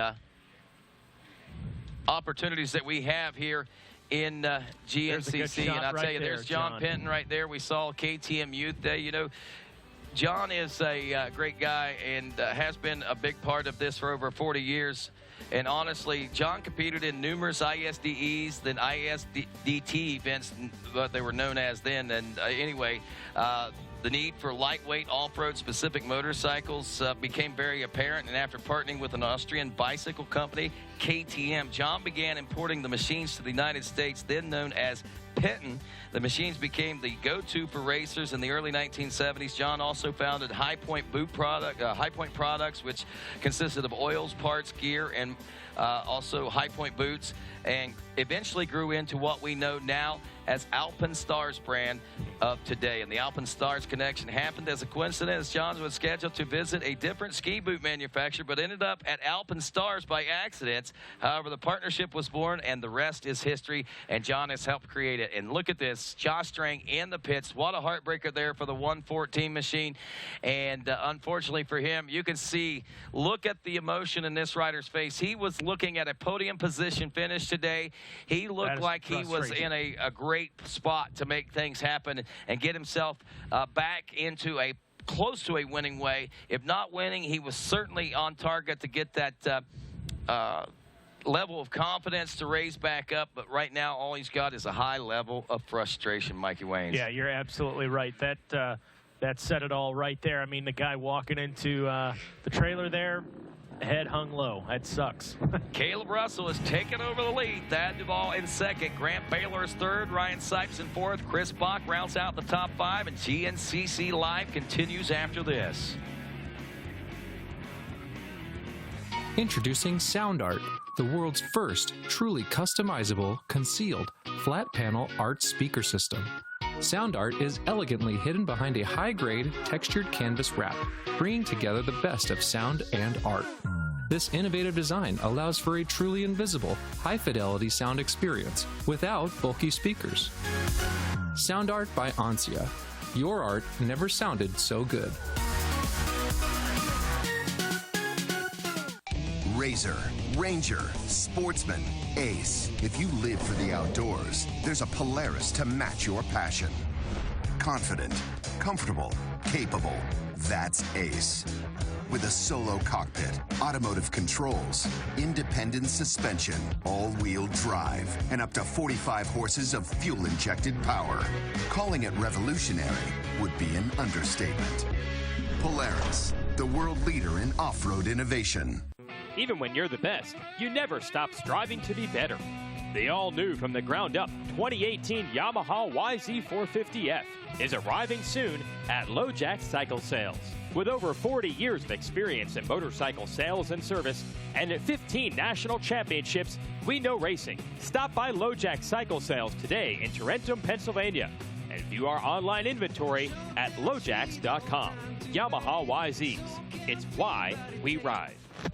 And welcome back to GNCC Live, where Caleb Russell has taken over the lead one more time here in the final lap of racing at the 28th running of the Wiseco John Penton GNCC, our 9th of 13 rounds, and the last race before the big summer break, where we'll take it off until September, when we'll see these guys meet back again when we roll into Unadilla Valley Sports Center up near Berlin, New York. And folks, let me tell you, there's going to be a long way and a long time in between there for a lot of folks, including Caleb Russell and Thad Duvall, as both are going to want to get back into the groove of things and get back into the racing to try and secure a championship. And Thad Duvall got this championship narrowed down to just 7 points as we headed into this round of racing. Now, if Caleb wins this race, the gap will open back up to a 12-point deficit if Thad Duvall hangs on to the second place position. However, if things flip-flop around, Thad is back out front at the checker flag. He takes the win. Then Caleb Russell takes second. It will be a 2-point battle as Thad will gain 5 points on Caleb Russell. And you talk about zero in the championship bout. That's basically what we'll be doing. It'll be a fresh new championship heading into the last 4 rounds. And it'll be like a whole new season, basically starting all over, at least from them, from their standpoint, in the battle for the gold and the overall win here in 2017. Can Caleb Russell hang on to it to make it 5 championship titles in a row, or will Thad Duvall finally break through and get that first GNCC title that so many folks expected him to be battling for so long ago already? But hey, some folks mature a little later. But right now, you see the point standings, 184 points to Thad Duvall's 177. I think equally as exciting is the fact that only about 15 points back behind, or that'd be 25 points back behind Thad Duvall is Stu Baylor. And though that is a pretty big gap, a couple of good races and some subpar races for those two up front, which we've already seen at least Caleb, and Thad have some trouble so far this year. That could tighten right back up. That could be a 3-man battle. And who knows? We aren't finished yet. The checkers haven't come out. We could have, what was that you said, game changer? We could have a game changer happen here today that may turn this championship up on its ear.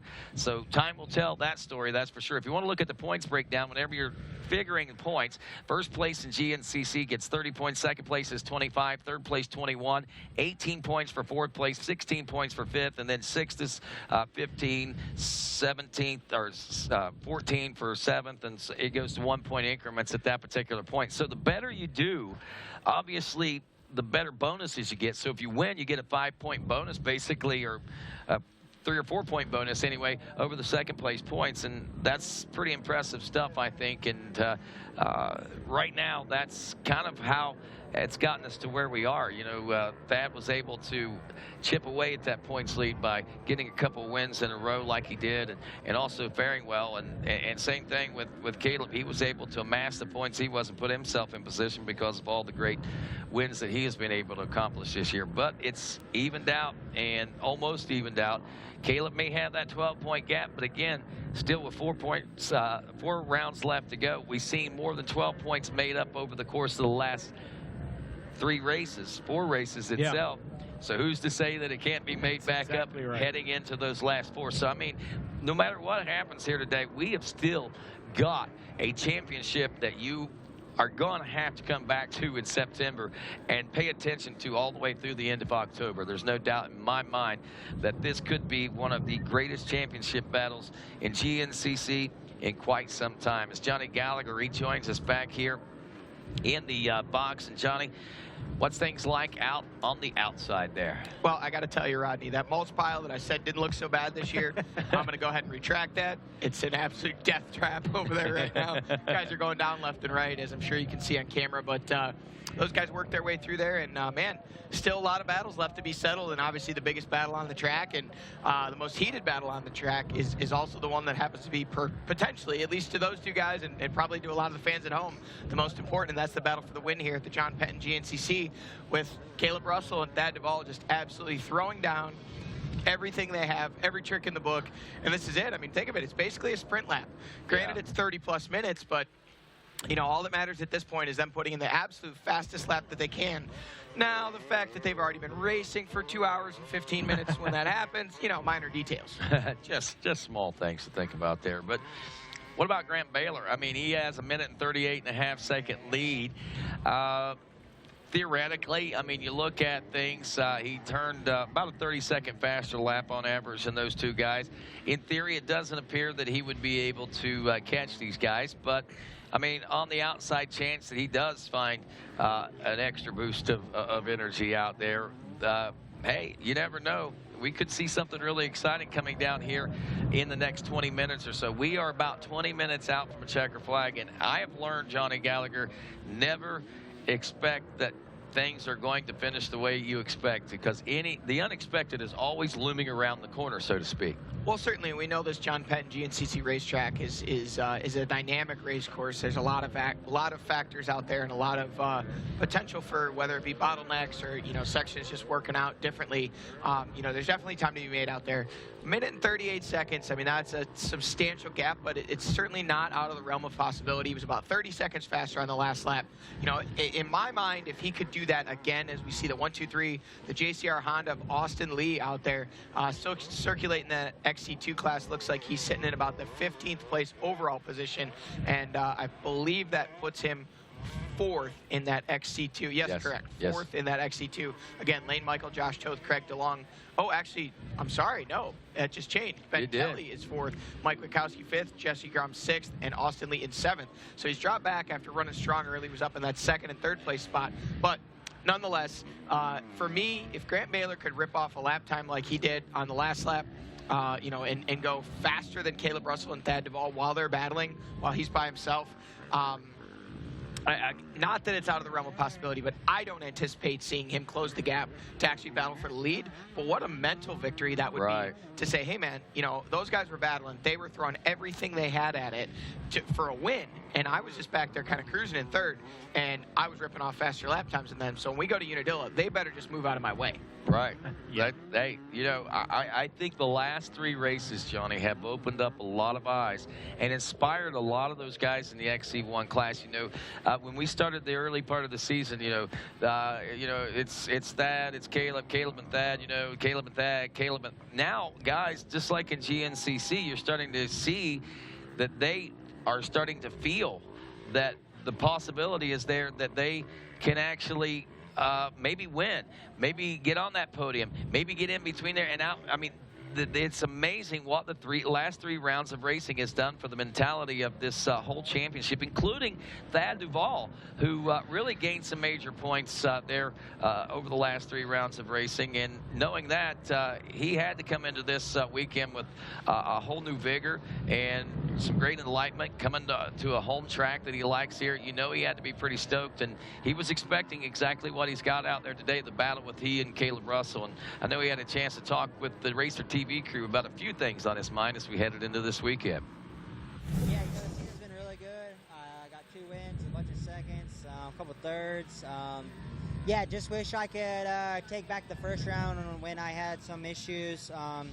You know, if that wasn't the case there, then, you know, we'd probably be even closer in the championship. So, you know, we've been plucking away and just get through this race safe. You know, tomorrow's going to be a tough 3 hours. It's supposed to be pretty warm, so I feel like it's going to definitely separate people. And, you know, the track's, I think, shaping up really well. You know, I grew up racing here, so, you know, I've seen the track muddier and still dry out and be dusty than what it was this morning. So, you know, I'm excited. You know, I enjoy this place. I know this place like the back of my hand. I've been here racing here for 20-some years. You know, I'm only 45 minutes away, so it's kind of like a home race for me too, this place. So, you know, just go out tomorrow and get good points and, you know, get on the middle of the box.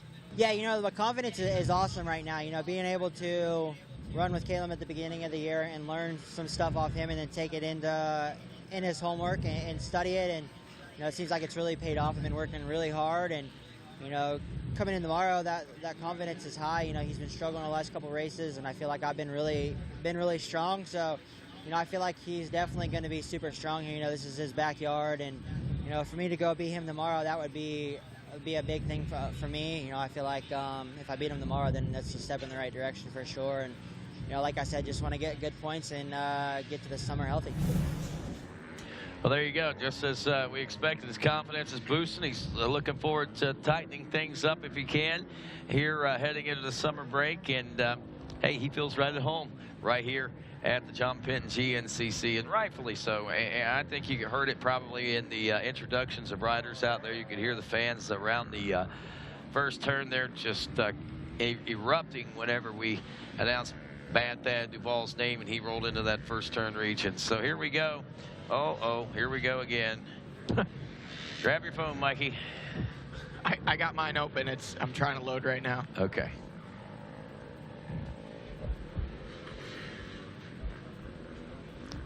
White flag continues to fly here, and not sure how long before our leaders are due in today, but should be getting in the 15-minute mark, if I'm not mistaken, or 15 to 20 minutes. Still Caleb Russell leading Thad Duvall. Last report, Grant Baylor in the number 3 spot. Baylor again being very impressive with a 30-plus second faster lap, 30-plus second faster lap than both the front runners of Caleb Russell and Thad Duvall. Well, I have it up. 38 seconds was the deficit between them. I have it up, but I don't see the time due in. I don't know how to work this thing. So, I'm with you. One of them fancy iPhones. But again, as we run down the top 10 overall, it was Thad Duvall, Caleb Russell 2nd, Grant Baylor 3rd, Ryan Sipes in 4th, Chris Bach 5th, Russell Bobbitt 6th, Ricky Russell 7th, then your XC2 leader, Lane Michael in 8th, Trevor Bollinger in 9th, Josh Toth in rounding out your top 10. So Michael, from all the way up in 4th place spot, then had fallen out of the top 10 overall on corrected time, and now is back to that 8th place spot and is joined by the 206 NFAB Ampro Yamaha Josh Toth, now in the 10th place spot and 2nd in XC2. But again, that gap is pretty substantial. Last we had seen, the gap was 1 minute and 32 seconds between the leader, Lane Michael, and 2nd place of Josh Toth in that XC2 class. So Toth looked like he was really charging, but that's a pretty big gap to make up. All right, I just got an update. Chelsea, can you pass that along to me one more time, please?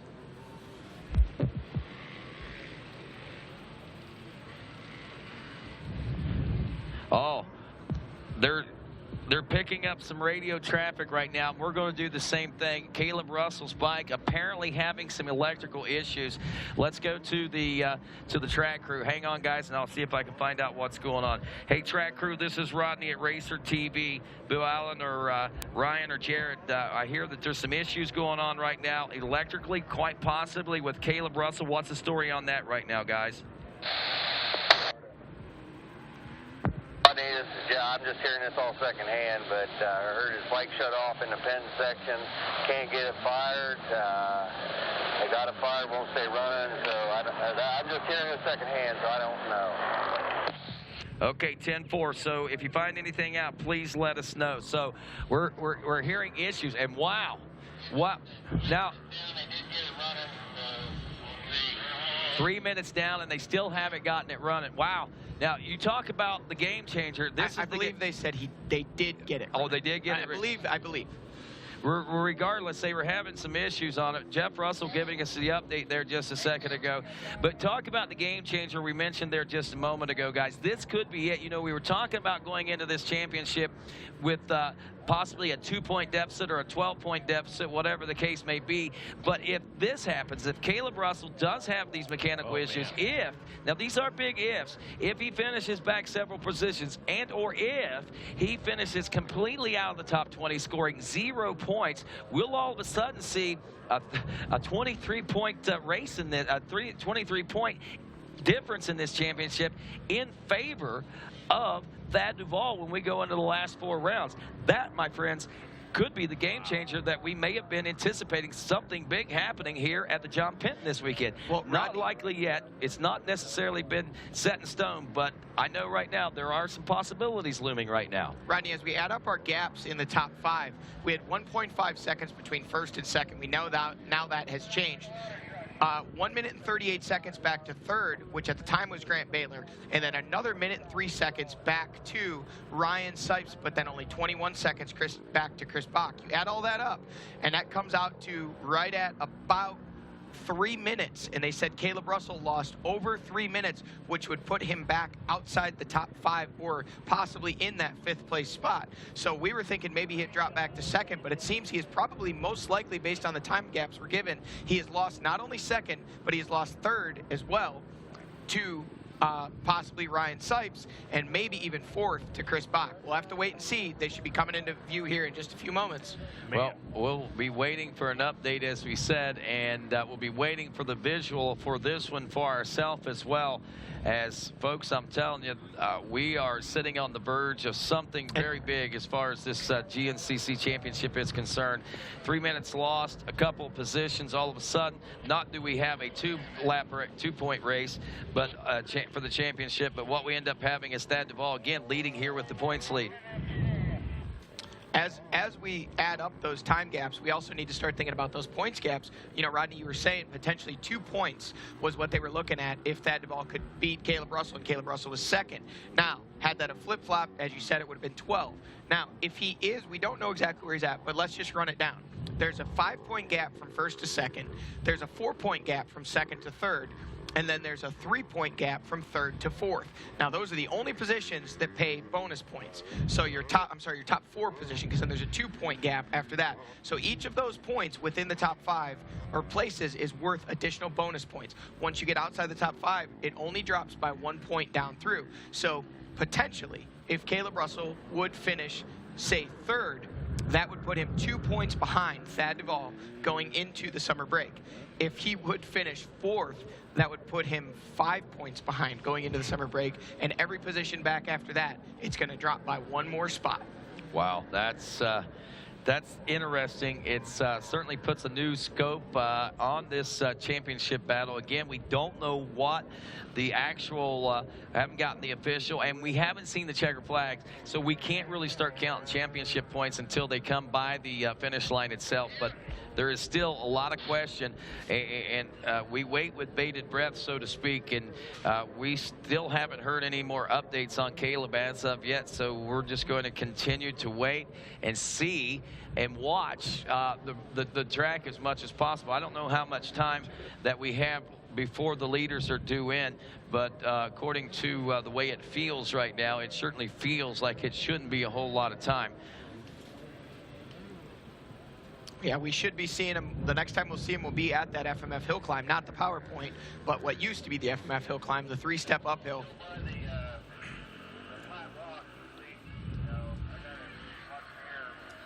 We're getting some chatter from radio chatter from the track crew, trying to find out exactly what's going on. We do assume or know that it is still Thad Duvall leading the way. We are assuming purely on time gaps that we may now have Grant Baylor in the 2nd place spot and potentially Ryan Sipes in the 3rd place spot. We think Caleb Russell may have dropped back to 4th or 5th based on some bike issues in the Penton section where his bike shut off, would not refire, and based solely on one radio transmission, we were told he lost roughly 3 minutes, which would put him back right on the cusp of being in the top 5. All right, was just talking with Jeff Russell right there. He told me that Thad Duvall's already made his way by where he's at right now. It's been over 2 minutes so far. He has not seen Caleb come through yet. He says he would not be surprised that if Baylor has not gotten by, and possibly even 1 or 2 more guys getting by, depending on how close they are. So right now we're just waiting to see from a radio standpoint what kind of position we're in, and we're waiting from a visually, as we'll see him coming into sight hopefully sometime soon. Well, they're saying 1:38 was the gap, and they're saying it's been 2 minutes and still no 2nd place rider. Grant Baylor went by 4 minutes, over 3 minutes down the pad. So wow. We'll see. over 3 minutes down from Thad. So we talked about possibly Baylor turning up the wick and closing that gap. Thad has doubled it from 1:38 to 3 minutes. So Thad Duvall is on the gas. You got to wonder if maybe he still thinks Caleb Russell is back there chasing I'm sure it, and he does. he's running like a scared rabbit. I'm sure he is thinking it. I think I would almost venture to say, and he's going to race like that. I don't think he's going to relinquish anything and take anything for granted at this point. He's come too close too many times to let things slip by the wayside. I think he's the type of individual that has got the hammer down until checkers are flying. Caleb is 4 minutes down behind Thad Duvall. He's about a minute now down behind Grant Baylor. So we're seeing and hearing that Caleb is still in a top 3 podium position finish. So right now, as far as the championship points are concerned, not as hurt nearly as bad as what we were looking at, the possibility of it being if he had not got that backfire back up and in a decent position. Exactly, but if things finish the way they are, that will mean a new championship points leader. Thad Duvall will take the points lead. Caleb Russell will be 2 points down on him going into the summer break. Wow, what will that mean for these riders? I mean, it'd be a great inspiration for Thad Duvall, obviously, but don't you think it will also be great fuel for Caleb Russell? I mean, he's already taken a few licks and stuff already through social media and everything, and there he is right there making his way up through the old FMF PowerPoint. I've had to help reclaim this property, and I've reclaimed that hill on a time or occasion myself, plant grass seed, drug it out with tires and everything, and I have a personal relationship with that hill. And see that tree right down there? I backed into that tree one day. I was hoping you didn't say I planted that tree. No, it wasn't that far back. No, about 5 years ago, 6 years ago, I was working on the reclaim crew, and yeah, man, I know a lot of this property back, and man, it amazes me how fresh this place looks year after year. You can't hardly tell we've been here every year. After some of the muddiest, most nastiest races in the world, you'd think the place would be just, it's not. It amazes me how great this place reclaims, and all the tracks that we go to, what they look like, you know, how great, and actually in often cases we fix a lot of things and make things even better than what they were before we came in. GNCC Racing is truly a friend of the environment. It is. We improve properties even better than they were when we got there. I agree. I have seen it happen and heard landowners say exactly that. So right now we wait, we listen, we wonder, we speculate, we make up stories. We watch this guy tap his umbrella. We wonder. I mean, really, I mean, right now, I think this proves as much anything that we as announcers are GNCC racing fans at this particular point as we wait. I think on the edge of our seat as much as anybody out there is waiting. For whatever reason it is they're waiting. They want Thad Duvall to win. They want Caleb Russell to win. They don't care just as long as Thad don't win. They don't care just as long as Thad wins what happens. Whatever the case may be, we as fans ourselves are in the same boat. We can do nothing but wait, listen, and wonder what's going to be taking place right here with Caleb Russell in his third place position. Will he maintain third? Will he fall back to fourth? Will that points lead for Thad Duvall all of a sudden start to stretch out? Will Caleb Russell have a bigger wall and a bigger obstacle to climb in the last 4 rounds of racing? This is the game-changing moment that we was talking about, felt like was going to happen here at 2017's running of the Weisco John Penton GNCC. Second place on screen, Grant Baylor, the number 314, still hard on the gas, still charging. I wonder if he knows. Wonder if he thinks he's on his way to a third, or if he saw Caleb Russell sitting on the side of the track. This man right here, shroud flapping and all, is on his way to a win. Don't know if he knows the kind of gap he has. Look, he's looking behind him. He has absolutely no idea that he has a 3+ minute lead. He thinks he's running from Caleb Russell. He's got to be thinking, man, I've done something that's really got me out far ahead of him right now. But yeah, he's working through that lap traffic. He's got to think, I've got another buffer zone there between myself and Caleb. But where's Caleb? He's still not back there. Still no Caleb. Or he's possibly thinking, and there is Caleb Russell. The number 1 FMF KTM has worked his way by. He's on his way up the hill. He is still in that third place spot, so he's going to salvage some points. Looked like we were in for one heck of a last lap battle. We only got to see quite about half of it before, unfortunately, Caleb's bike was shut off and would not refire. And now he's looking at a third place, salvaging a podium, still breaking that streak of no podiums, and again, only losing 9 points in that championship points battle. I'll tell you, it's days like today, it's seasons like this season that prove that how hard a champion can work to maintain or even try to achieve championships. Right now, Caleb Russell is as great a champion as I've ever seen, as he has faced some of the biggest obstacles over the last 4 rounds of racing. He has persevered to push through and do the best that he possibly can each and every time.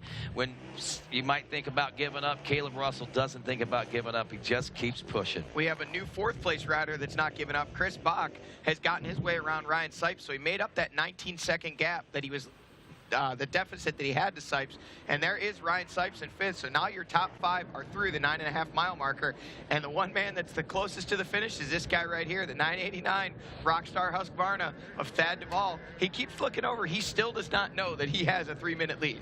Well, ladies and gentlemen, he doesn't know he has a 3-minute lead, and he does not know at this time that when he crosses that finish line here for the win at the John Penton GNCC, he will be the new points leader as far as this Wiseco and this AMSOIL GNCC championship season is all about. And the final few turns right now for the number 989, Bad Thad Duvall. This young man grew up here in the soils of southeastern Ohio, and here today he grows up, steps up. He's a man, as he is going to be the new leader in the points of GNCC for 2017. Thad Duvall takes the win at the Wiseco John Penton GNCC. Wow, what a finish. You know, we thought we were going to see a battle down to the end, but the drama actually exceeded anything we could have anticipated. Now we've got a big swing in the points, bigger than we were possibly even anticipating. Grant Baylor going to be the spoiler. He's going to come home in second here. He's doing it in about 2.5 minutes now. We'll see if that's the way things settle out. Again, Caleb Russell will have come in here with a 7-point gap in the points and be leaving with a 2-point deficit. So a 9-point swing today in the points if things finish the way that they are. Here we see the 113 FMF KTM, or Russell Bobbitt. Again, a great ride for him today, running inside the top 5 throughout much of the day, and still running, as we look at the results as these guys are coming in, Russell Bobbitt still solidly inside the top 10. And we look and we see here, as we refresh scoring, there we see Caleb Russell now. He is out in the fields working his way to the finish. It doesn't appear to be having any issues since what happened there in the John Penton section. The reports that we got, and we don't know that that's necessarily the case, but they said having trouble refiring the bike. They thought it might be electrical. It could have been a number of reasons or things that caused that. But here we are working our way into the well, finding out our second place position finisher, and here he comes, Grant Baylor. Man, this, again, you know, big things happening for a lot of folks. Thad Duvall, big day for him, and a monumental day for this rider right here as he finds his way back to the podium with a new KR4 Arrive and Ride program here in 2017. This could set a whole different tone to what happens at Unadilla, what happens at Masontown, what happens at St. Clairsville, and, of course, the Ironman GNCC the last weekend in October.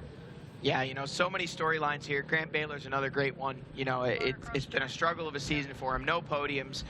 It's really been, you know, we've just been waiting and wondering when Grant was going to find his legs and be able to get up there where we know he's capable of running, and today's the day. Coming home in the second place position, the 314 KR4 Arrive and Ride Husqvarna. Grant Baylor going to take home the second place spot. He looks over. He's probably looking to see who's behind him, but he has dropped that snarling pack of riders that he was with just 2 laps ago. 6 riders, pretty much wheel to wheel, and this is the man that came out on top of that battle. Second place finish, Grant Baylor. He is a happy guy. Wow. I tell you, a big day here at the John Penton GNCC. Game changers all around. That's a term we coined yesterday as we rolled through this weekend knowing. And there is the 514 of Stu Baylor pushing his bike. He's got his shirt off, got his beanie on, and his brother just finished second place, and Stu's going to have to push his bike across the finish line. Look at that. That right there, again, impressive on the part of Stu Baylor at this particular point as he is trying his best to ensure to get to the finish line. Hey.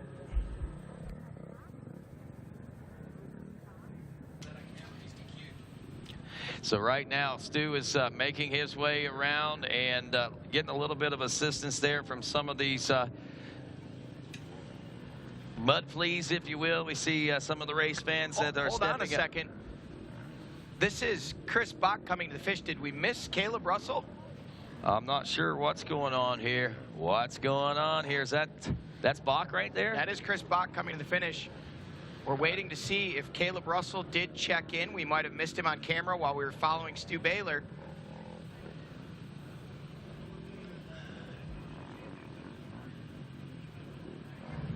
Wow. So hey guys, to jump in there, you did miss I'm sorry, Caleb. guys. We did miss Correct. Caleb. Caleb has checked Caleb in. did come in. Caleb came in. Thank you very much, Mikey. And then Ryan Sipes in the 5th place spot. So Caleb Russell will be 3rd, Chris Bach in 4th, and Ryan Sipes in 5th. That will round out your top 5 here today. And again, Stu Baylor trying everything he can, pushing that machine, trying to get it to the finish to salvage any possible points if possible. So basically, we're leaving here. Caleb Russell, another hard-fought battle to attain exactly what he was able to do. So that right there is a win in itself when you look at the big picture. Didn't lose any more points than possible. And we do have a swing in the championship points lead, but it is not as bad and it's not as big as it could be. So it's a 2-point difference, I'm thinking. Is that the way it's figured out, Johnny? So 2 points now that we have Thad Duval in the points lead. And again, basically, we've zeroed the championship. We've got a new championship battle heading through the last 4 rounds when we resume GNCC in September. Wow, I can't believe this. There is Stu Baylor still trying to get around this one. He seems to be pretty spent himself as he is riding his bike through the sections of the track that he can ride it through right now.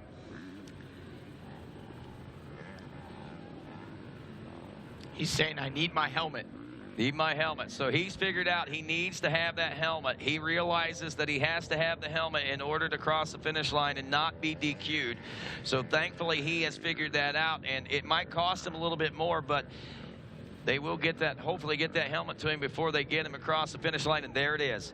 There it is. And that's one thing that we wanted to, that we were talking about here off mic just a second ago, that he did need to have that helmet. So he realizes that at the last moments, and that is critical. It's crucial, and it's going to pay huge dividends for him as well, as a day that could have been so very well lost for Stu Baylor.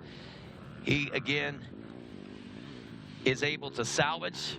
And as much of a salvage, I think, once again, Stu Baylor may have gained a few more race fans out there, man, because they're seeing the true grit of what Stu Baylor is. You know, we talked about him and basically preluded his arrival to this particular rank. And maybe it was, you know, obviously a lot that he had to bear as far as the weight and everything goes on Stu Baylor's shoulders. But, you know, a couple injuries before he went to the XC1 class. In the last few years, he's just had his head down charging, was able to do what he's did. So my hat's off to Stu Baylor. Here we go, talking about charging. Lane Michael charging his way to an XC2 win. This is something he's been really working hard towards. It seems like he gets out front early in these races and then struggles towards the end. Seems he's always, you know, at the end of these races, he's getting caught by Josh Toff. But today, it looks like Lane Michael's the man that's going to get it done. The 5:23. Coastal Racing Husqvarna, just one more turn, and he'll be headed into the finish line for that XC2 win. And he's got one more turn to go, Rodney, and he's going to get the job done today.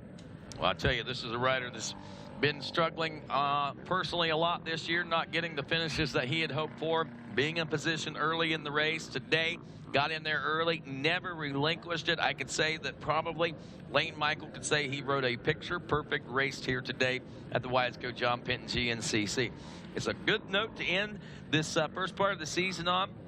Summer break, he'll have a lot of times to revel in goodness rather than being frustrated. And here is our second place finisher in XC2, Josh Toth, the number 206, backing up that big win at Snowshoe to go along with the second place overall between his teammate, Rough and Rowdy Ricky Russell. Today, he's going to bring home the second place in XC2, and he's going to hang on to that points lead, but that's going to you know, he's won all but one race this year so far, and today that's going to be 2. So, you know, he's not going to probably be pumped on not winning the race, but you got to believe he's going to be happy with the points he salvaged, and he was way back early. So, you know, it's definitely something that, oh, look at this. He's off the track. He doubled into that section, carried a little too much speed, got a little squirrely, but he's just ringing every second he can out of that thing, trying to look at potential overall positions probably after finishing second at that last race. He knows that every second counts, even if there's nobody in front of you.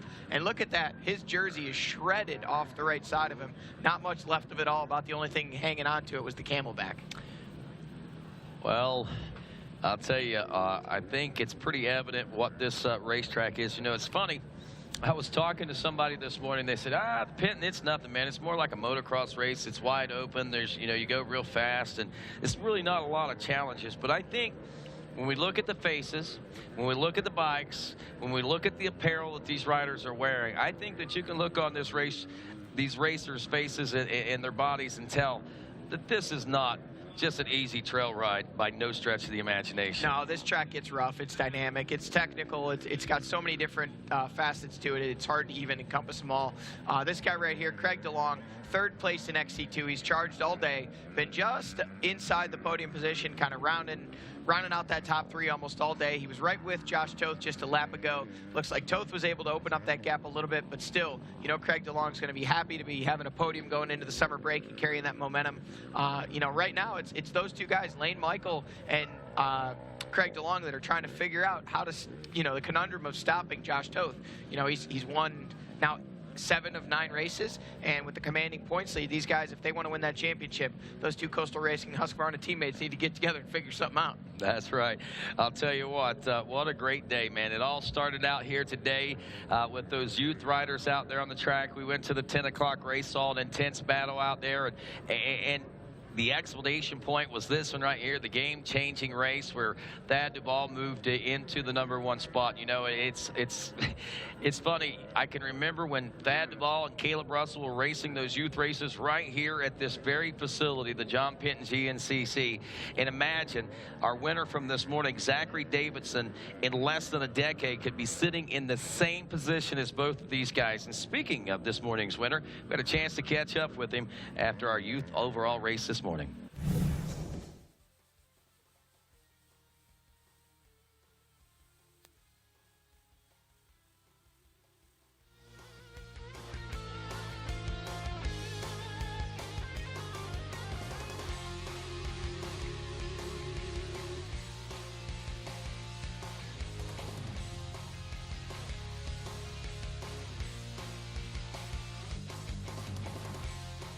Zachary Davidson, man, back at the center of that box. Yeah, it feels pretty good to be back up, especially redeeming myself after the last mud race, getting blown up and falling way back, and then coming back with the win the next round, then a second, and back up on top again. It was a good race. I knew I had to get away from Penton because Penton, every race so far, he's tried taking me out, so I knew I had to put some time on him to get away from him so he wouldn't try, and I could just ride my own smooth race and get up here on top again. Good work. Back to you guys in the studio. And welcome back to GNCC Live as we just saw the highlights from this morning's youth battle. Congratulations to Zach Davidson there as he once again made another stellar performance here in GNCC Racing. He has been a force to be reckoned with all year long, and so good to see that he continues to keep the dream alive. Well, I'll tell you, folks, it's been a big day here today. The Wiseco John Penton GNCC, John Penton himself, has been here with us all day long. He started out this morning on the starting line at 8 o'clock, welcoming all the youth competitors, wishing them well. He congratulated each youth rider as they made their way off the track here this morning after that hour-and-a-half battle that those riders ensued upon throughout this morning's tenure. And, of course, all those riders, whenever they came off the track, were not only met by the great John Penton, but many other of the factory KTM riders out there that had medallions to give to them, finishing medallions. And they also got T-shirts from KTM Youth Day T-shirts. So just want to say thanks to KTM and to John Penton for being here, to Jack Penton, his son, also being here today. Those guys, a true part of off-road racing history and a monumental part of this GNCC in itself, formerly known as the Burr Oaks. In 2002, we changed the name of this to, well, basically pay homage to the greatest man in off-road racing history, the man that basically paved the way for us to have machines like what we got and to have the kind of competitions that we have. And we're talking about John Penton himself. But man, what an honor it is to be here today in amongst the greatness that we do have in Millfield, Ohio, of all places. You know, a little tiny coal town just on the outskirts of Athens, Ohio, located in Athens County. Maybe 400 or 500 people in the town itself. And up on the hill overlooking it is this Russell family farm where in 1990 it all began. Then the Burr Oaks, and like we said in 2002, changed to the John Penton GNCC. It's where Barry Hawk began his amazing career of wins and all the wins that he was able to amass on both ATV and motorcycles.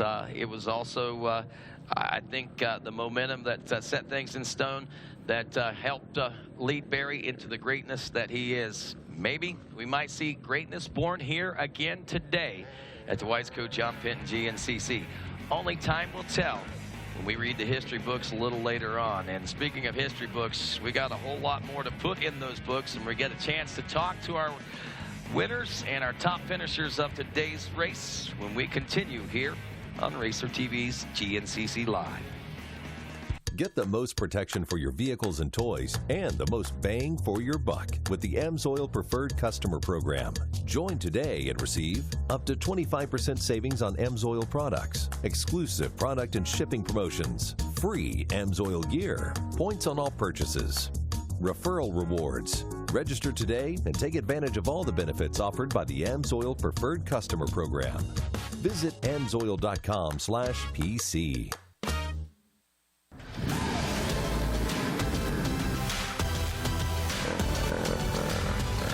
Here at Rocky Mountain ATVMC, we go beyond selling parts, apparel, and accessories. We take pride in supporting the sport. We're proud to sponsor GNCC Racing and the KR4 team. It's just one more way to show our dedication for the fans and riders of this great sport. RockyMountainATVMC.com. Get ready.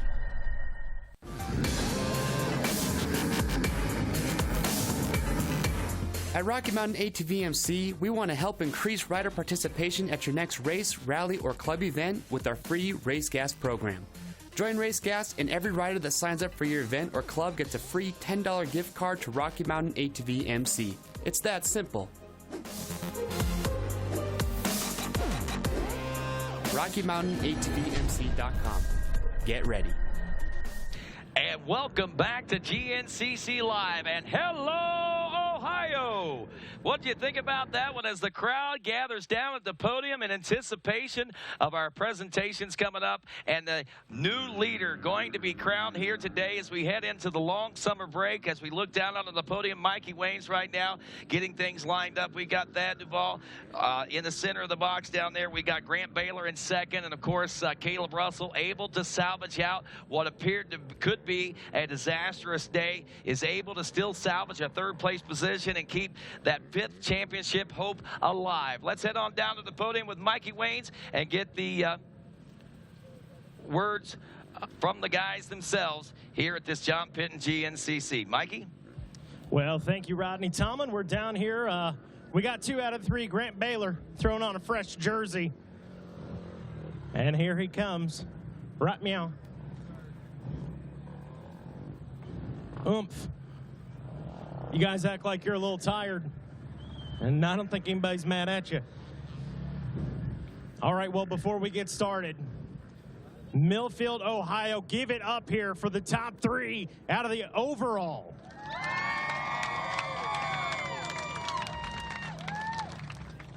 Get things underway here, man. Caleb, this was one heck of a race today. You had the good start. You had some troubles out there today. I think your jersey speaks volumes right now. I know it's got to be a frustrating one. Yeah, it's a tough pill to swallow, but when it rains, it pours. It's been a bad few weeks. It just nothing's going right, and you know, I'm lucky to be in the position I am still. I mean, I've blown 54 points, and yeah, it's like I said, it's a tough pill to swallow. Riding good. The result definitely didn't show how well I was riding today. I was making stupid mistakes, just trying to give the race away. I felt like the last 3 laps, like I was really riding well, and I could put down some good laps and probably pull away, but I crashed going up this hill over here, lost, you know, probably 15 seconds. I crashed in the woods 2 or 3 different times, and then I ran into some mechanical problems there on the last lap, and Grant got up and passed me. So you know, it is what it is. I mean, I felt good. I'm riding good. You know, it's not a lack of effort. It's just things aren't coming together right now like I'm used to them, you know, doing. But yeah, it's like I said, it's frustrating, but we're still in the fight for the championship, and that's the most important thing. So there's 4 races left. We're pretty much tied. I mean, well, I don't know what, he might have 2 points on me now, but yeah, I mean, it's basically a dog heat for the last 4 races. So yeah, we'll just go to work this summer and come back. Like I said, I feel really good. I feel strong at the end, and just making dumb mistakes. But you know, that's racing. You're exactly right, man. That is GNCC racing. Well, man, I know it was a frustrating one. What's the plan going into summer break? Yeah, we'll come back strong. I like it, brother. Well, who are your sponsors you want to thank today, Caleb? Yeah, I just got to give it up to the whole FMF KTM team. They work really hard, and it's a bummer when, you know, things are kind of unraveled the way they have been. But we're going to keep motivated and keep looking forward. Thank you. There we go. Caleb Russell.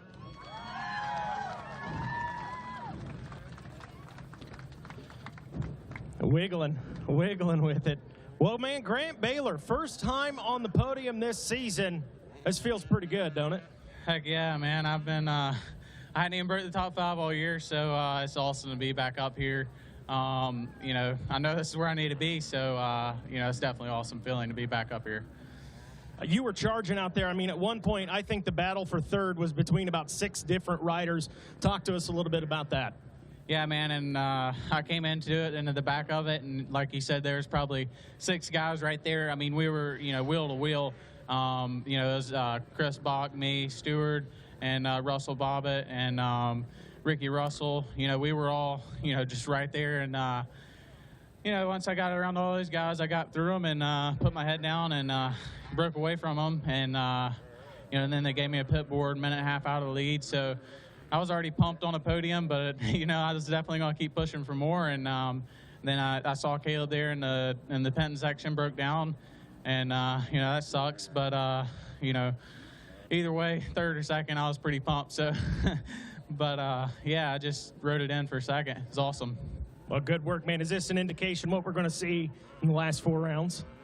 Man, I hope so. You know, we got a busy summer, a lot of national enduros, then heading over to France for 6 days. And, you know, I definitely plan on putting my head down and, you know, working hard this summer. And I plan to be back up here in the winter. I like it, man. Well, I know you got some sponsors out there you want to thank.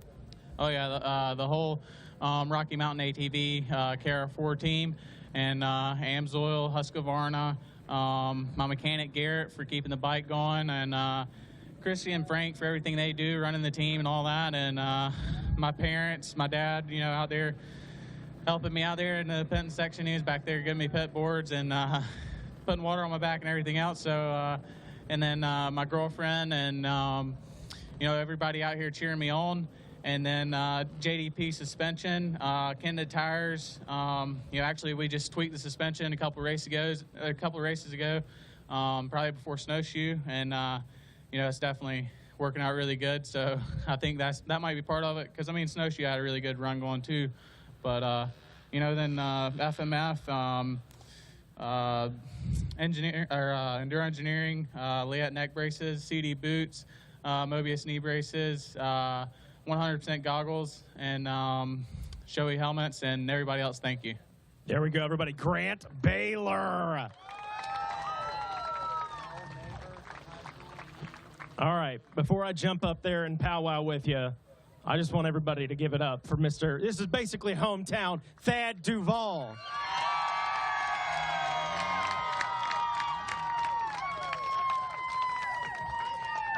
Ooh, I don't think they're going to stop. I don't think they're going to stop. Well, Thad, man, I think it sounds like you got a little family out there. Is that about right? Yeah, this place is crazy, man. The whole race, it was wild for sure. I thought Snowshoe was loud, but this place was definitely louder for sure. Well, man, you earned this one, you know, no doubt about it. This was well earned today. You and Caleb out there just duking it out and battling all race long. And I don't have to tell you, man, you've got the points lead going into summer break. Yeah, I mean, we're going race by race. I'm not worried about the championship. There's still 4 more races left, and you know, the four races left, me and Caleb are both pretty strong at. We battled at all 4 of them last year, so you know, I didn't feel like I was the fastest one today for sure. I struggled a little bit and just rode my own race, and it paid off. And you know, the whole race, you know, it's crazy because you know, I really found out how good the KTM and Husqvarnas are today. You know, Caleb's bike it was smoking the whole race, and it was kind of like one of those ones I was waiting, but nothing ever happened to it. So it was like, man, you should go out and buy a Husky, and you know, it's good. So, you know, yeah, it was a tough day. The track was gnarly. The John Penton section, I dreaded every lap. I didn't like it. It was just not very fun. But other than that, the bike worked good. You know, we made some changes the week leading up to Snowshoe at my house. You know, I was lucky enough to have the Husqvarna and WP guys come out to the house, and you know, it was good. I got a good suspension, and it worked really well today. And it was just, it was one of those days everything went right. I made a huge mistake the first lap. I just tried to jump a braking bump and flew off into the trees and ripped my shrouds and stuff off. And I thought, oh, man, it's going to be a long race for sure. But, you know, I put my head down and charged and got back up to the front. And just, yeah, man, the fans kept me going all day, that's for sure. I like that. Well, not a better answer, man. Well, tell us, summer break, you got the lead. Are you going to relax over summer break? No, I'm going to be pretty busy this summer. I think I'm going to go down and stay with Plessinger at Cooper Webb's for a couple weeks and try to find some more speed. And just, you know, I got the target on my back now, so I got to go home and do homework and work hard. And it's going to be a fun summer. I'm going to go out to Cali and do some riding. So it's just, you know, the opportunities Husqvarna's given me is pretty cool. Absolutely, man. Well, we're going to let you thank some sponsors now. Who do you want to thank out there? Definitely the whole Rockstar Husqvarna team. You know, if it wasn't for them, every weekend I wouldn't be here. You know, they picked me up last year and coming into this year. And then, you know, I was a little nervous to live up to the factory ride because it's been a couple years, but I feel like I really put in work and paid it off. Fly Racing, CD Boots, Scott Goggles, 60 helmets, Dunlop tires, WP suspension, Pro Taper.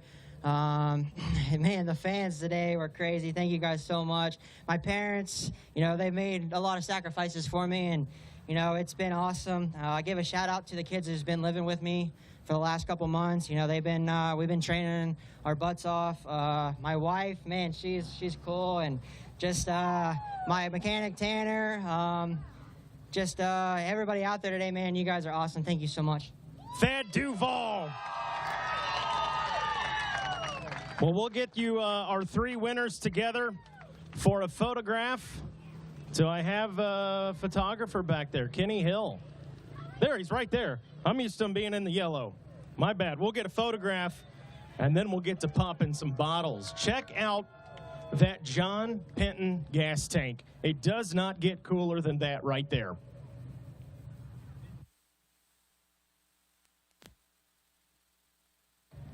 All right, now we get to the popping bottles, enjoying the spoils of victory, as it were. The champagne showers. The crowd starts to disperse a little bit. We've got some very confident people in there, though. I like that.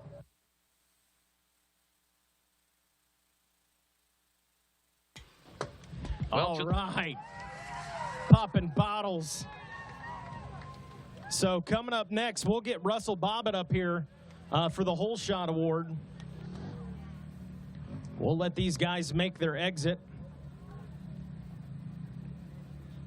And then we'll bring up Russell Bobbitt, was the Whole Shot Award winner for the XC1 class this afternoon. So he's going home with $250 from All Balls Racing as Russell Bobbitt makes his way up.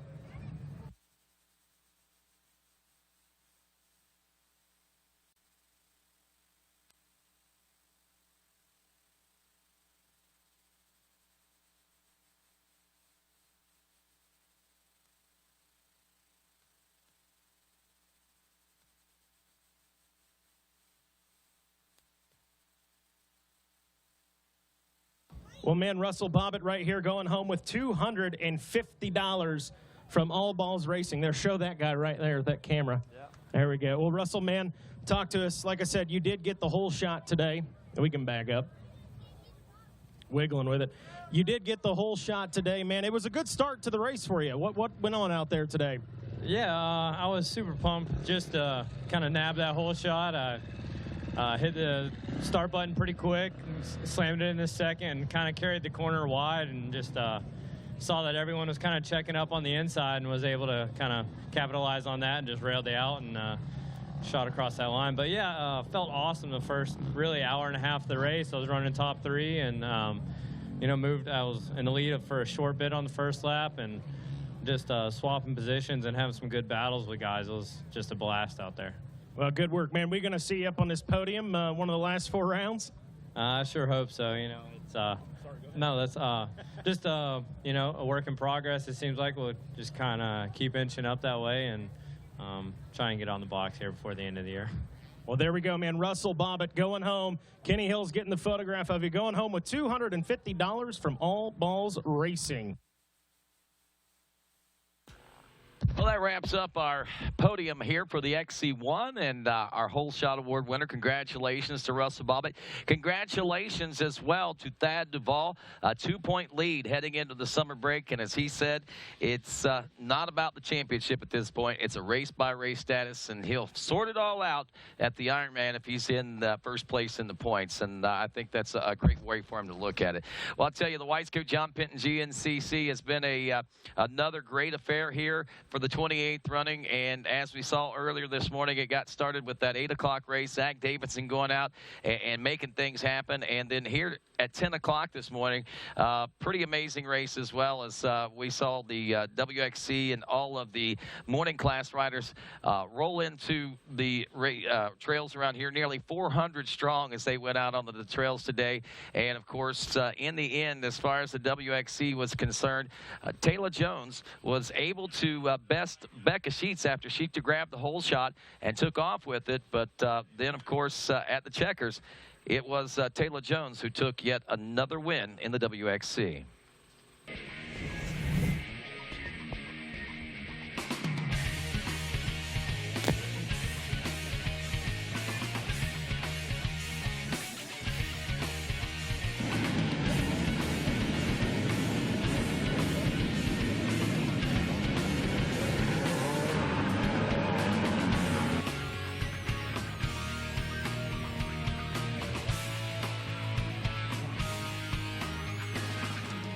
Well, Taylor Jones, another race, another win.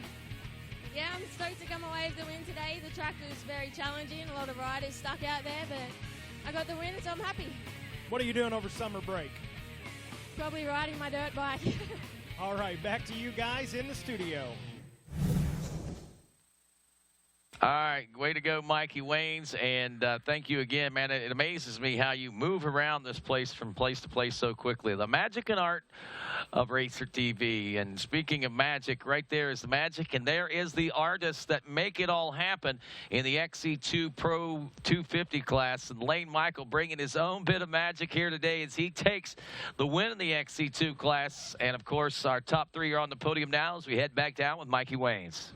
Well, thank you, Rodney. And it's all about keeping your head on a swivel. You got to keep your head on a swivel when you're in a GNCC race. Well, here we go, guys. XC2, give it up for your top 3 out of the XC2 class. We're going to get things started, man. Craig DeLong, this was a battle out there today, man. John Penton held true to his name, right? Would that be about right? Yeah, it was definitely a tough one out there today.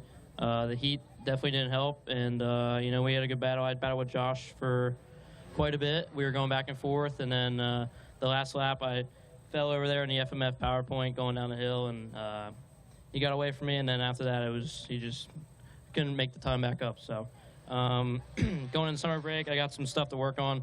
And we'll be back. I like it, man. I like that attitude. I know you got some sponsors out there you'd like to thank. Yeah, for sure. I got to thank the whole Coastal team, Scott, Barry, TK, everybody else. Thank you. Answer Gear, Max's Tires, Bell Helmets, 100% Goggles, FMF, Bellray Oils, the Chirbies, 343 Graphics, all my friends and family. Thank you. There we go, everybody. Craig DeLong taking the big third place today out of the XC2. Well, Josh Toth, man, it's a different race, a different result than last time, but still, man, able to get up here on the podium with the second place finish today. Yeah, it was a tough day for me, but championships win on your bad days, and, you know, a bad day is a second. I'll take it. Absolutely. That's an absolute good attitude to have, man. What are the plans over summer break? You tweak anything? You keep on going like you're going? What's the deal? I got a few things to work on for sure, but just going to keep moving forward. Everything I've been doing has been working so far. Just kind of had a bad day today, but I got to give it to Lane. He rode really well. So, yeah, just keep the momentum going from the previous races. Good work, man. Who are the sponsors out there you'd like to thank today?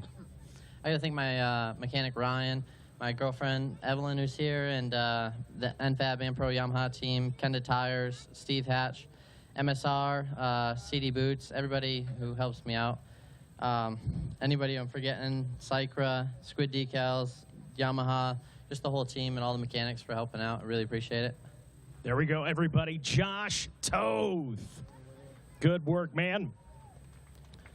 Well, I'm going to wiggle around here. I just try to confuse the camera guy as much as possible. I'm sorry. Man, Lane Michael, I'm telling you right now, if you could run a perfect race, I think you just did it. Would you agree with that? And don't be humble. It wasn't perfect by no means. First lap, I mean, I had a big lead from what they told me, but I didn't feel good. I had an arm bump real bad, and I really wasn't riding that good. And then second lap, I finally started getting in my groove, and then the second half of that lap, I think I crashed 3 times. So I was a little confused about that, but I finally just kind of pulled through it, and you know, I kind of found my groove and pushed the rest of the day. You know, my last lap wasn't very good either. I had 2 big mistakes on it, and with a couple lappers kind of jacking me up a little bit, but. Yeah, I mean, it was still good. I mean, I was riding really well the second half of the race, which I was pretty pumped on. You know, this year hasn't really gone to plan for me. It's been a struggle, but to definitely, you know, carry some momentum these last couple races. I mean, Snowshoe wasn't great by any means, but I mean, we still got a second. To win here on a pretty tough track, it was it feels good going into summer break.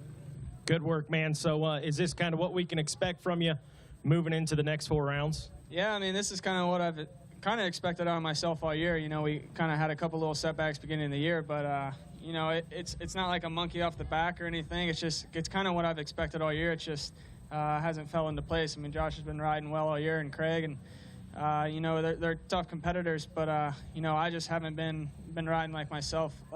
You know, the beginning of the year I didn't, so.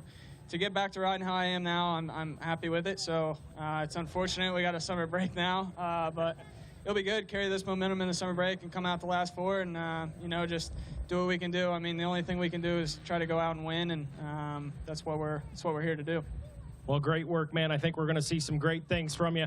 Who are your sponsors out there you want to thank today? Yeah, definitely got to thank the whole Coastal Racing Husqvarna crew, Bellray, Answer, Scott Goggles, Bell Helmets. You know, everyone that's on this motorcycle, FMF, Micah, Chirby's, 343 Graphics, just, you know, everyone that puts this program together, you know, I really appreciate it.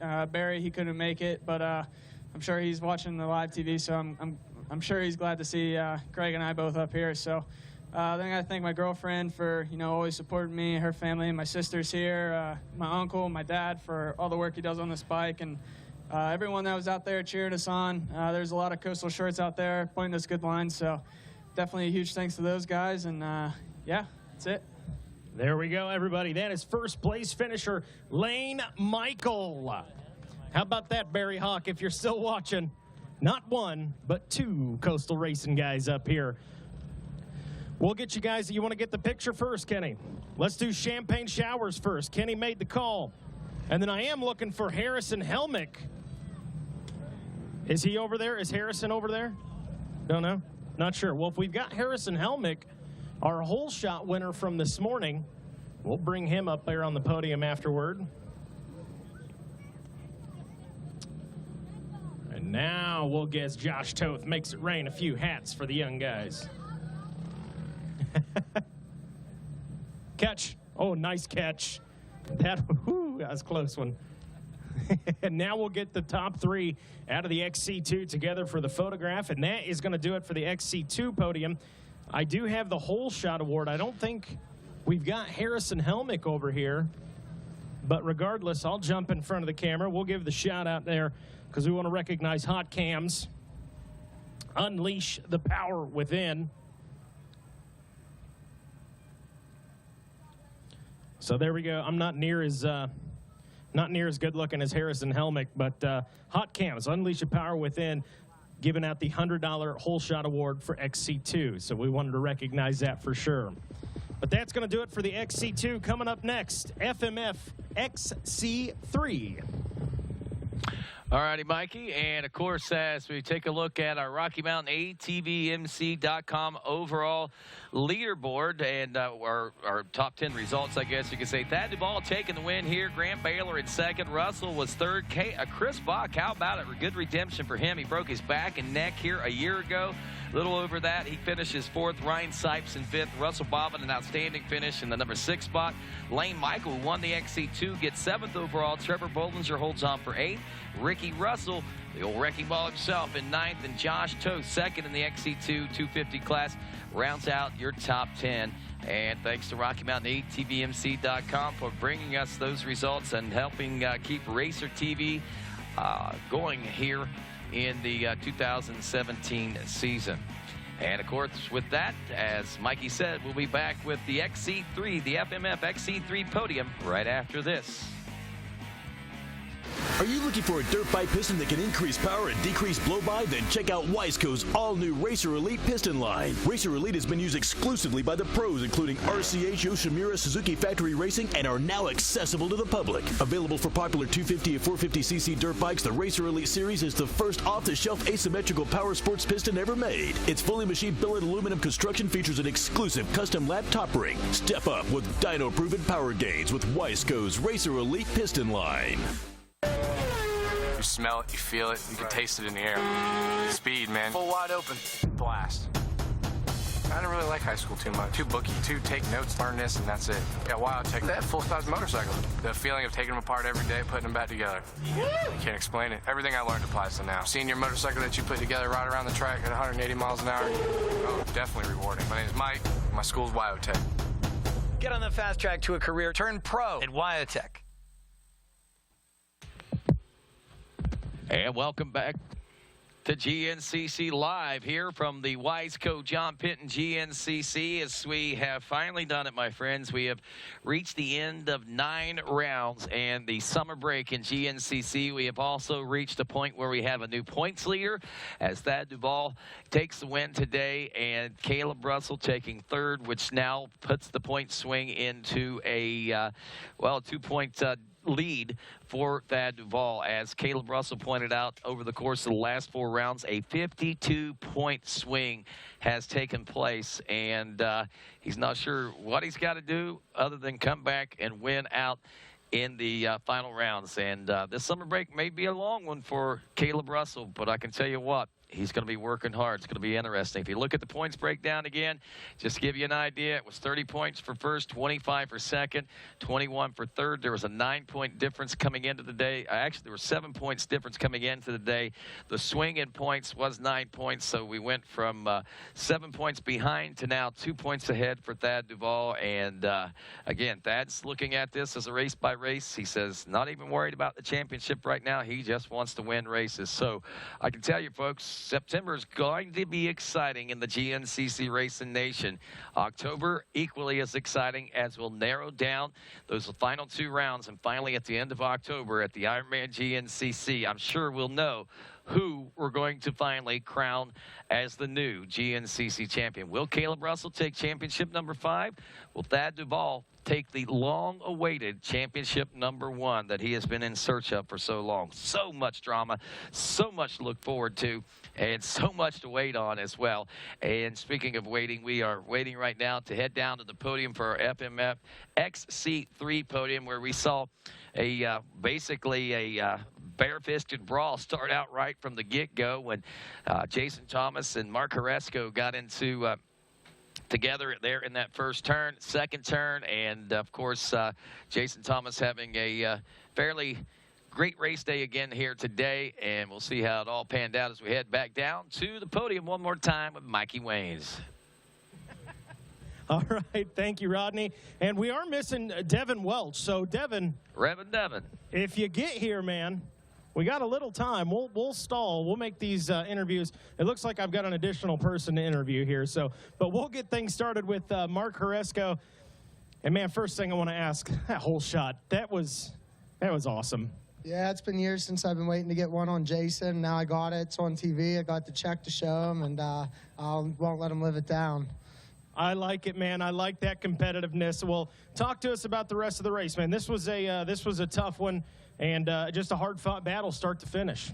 Yeah, you know, Hunter's on his game. He's hungry, and so am I, but real life comes into play back home. I'm cutting grass, working, playing dad, and I love it. It's nothing better, but come race day, definitely out there holding on for dear life and sweating and drooling, trying to pick him off, but kid's out there, he's hungry, so I give it up to him, and I can't wait to finish out the year, try to put a couple more to him and stay in the lead.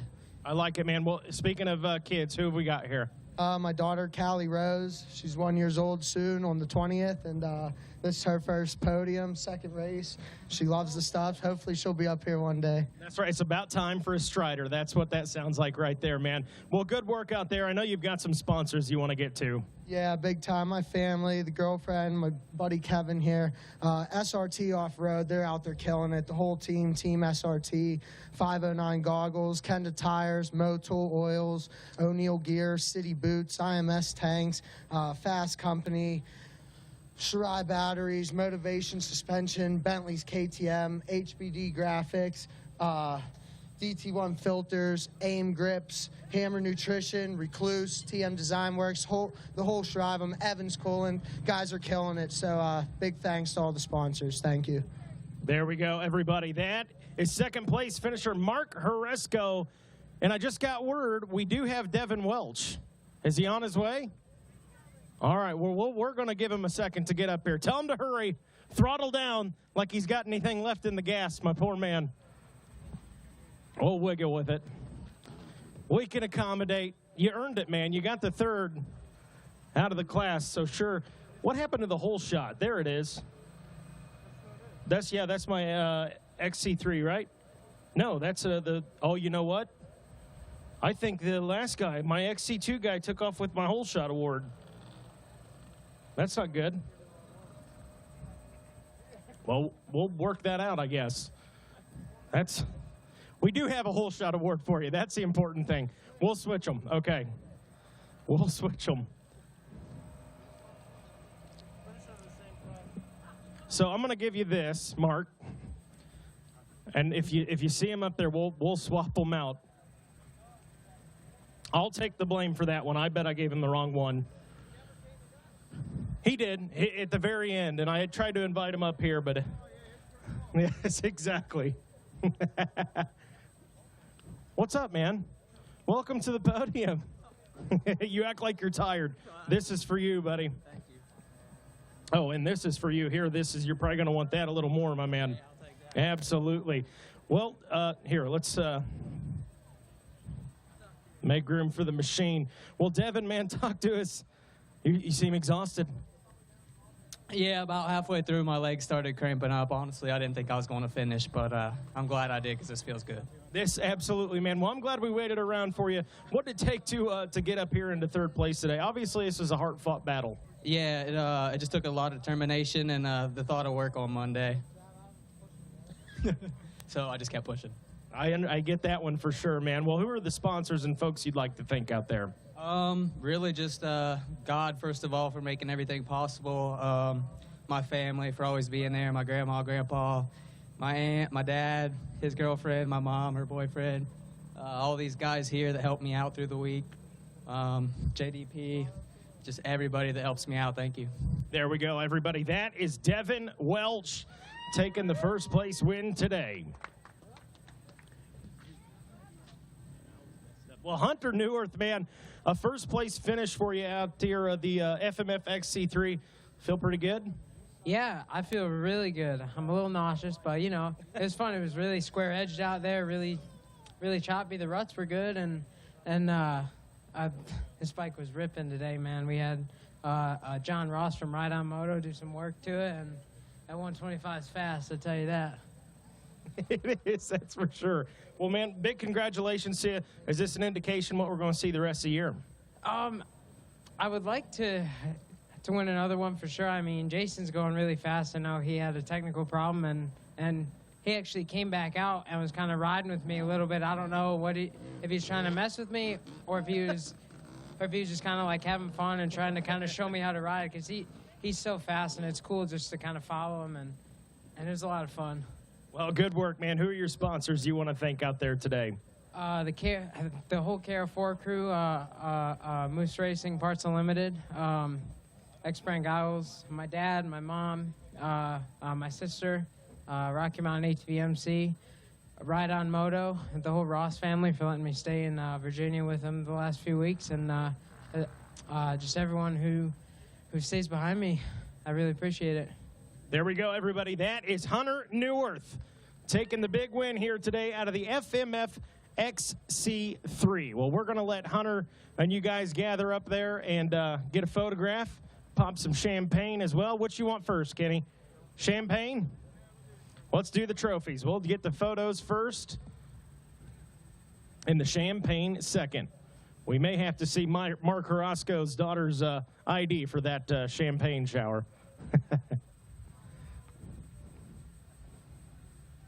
So as those guys get the photograph, the champagne will pop next, and that'll wrap us up here for the FMF XC3 podium.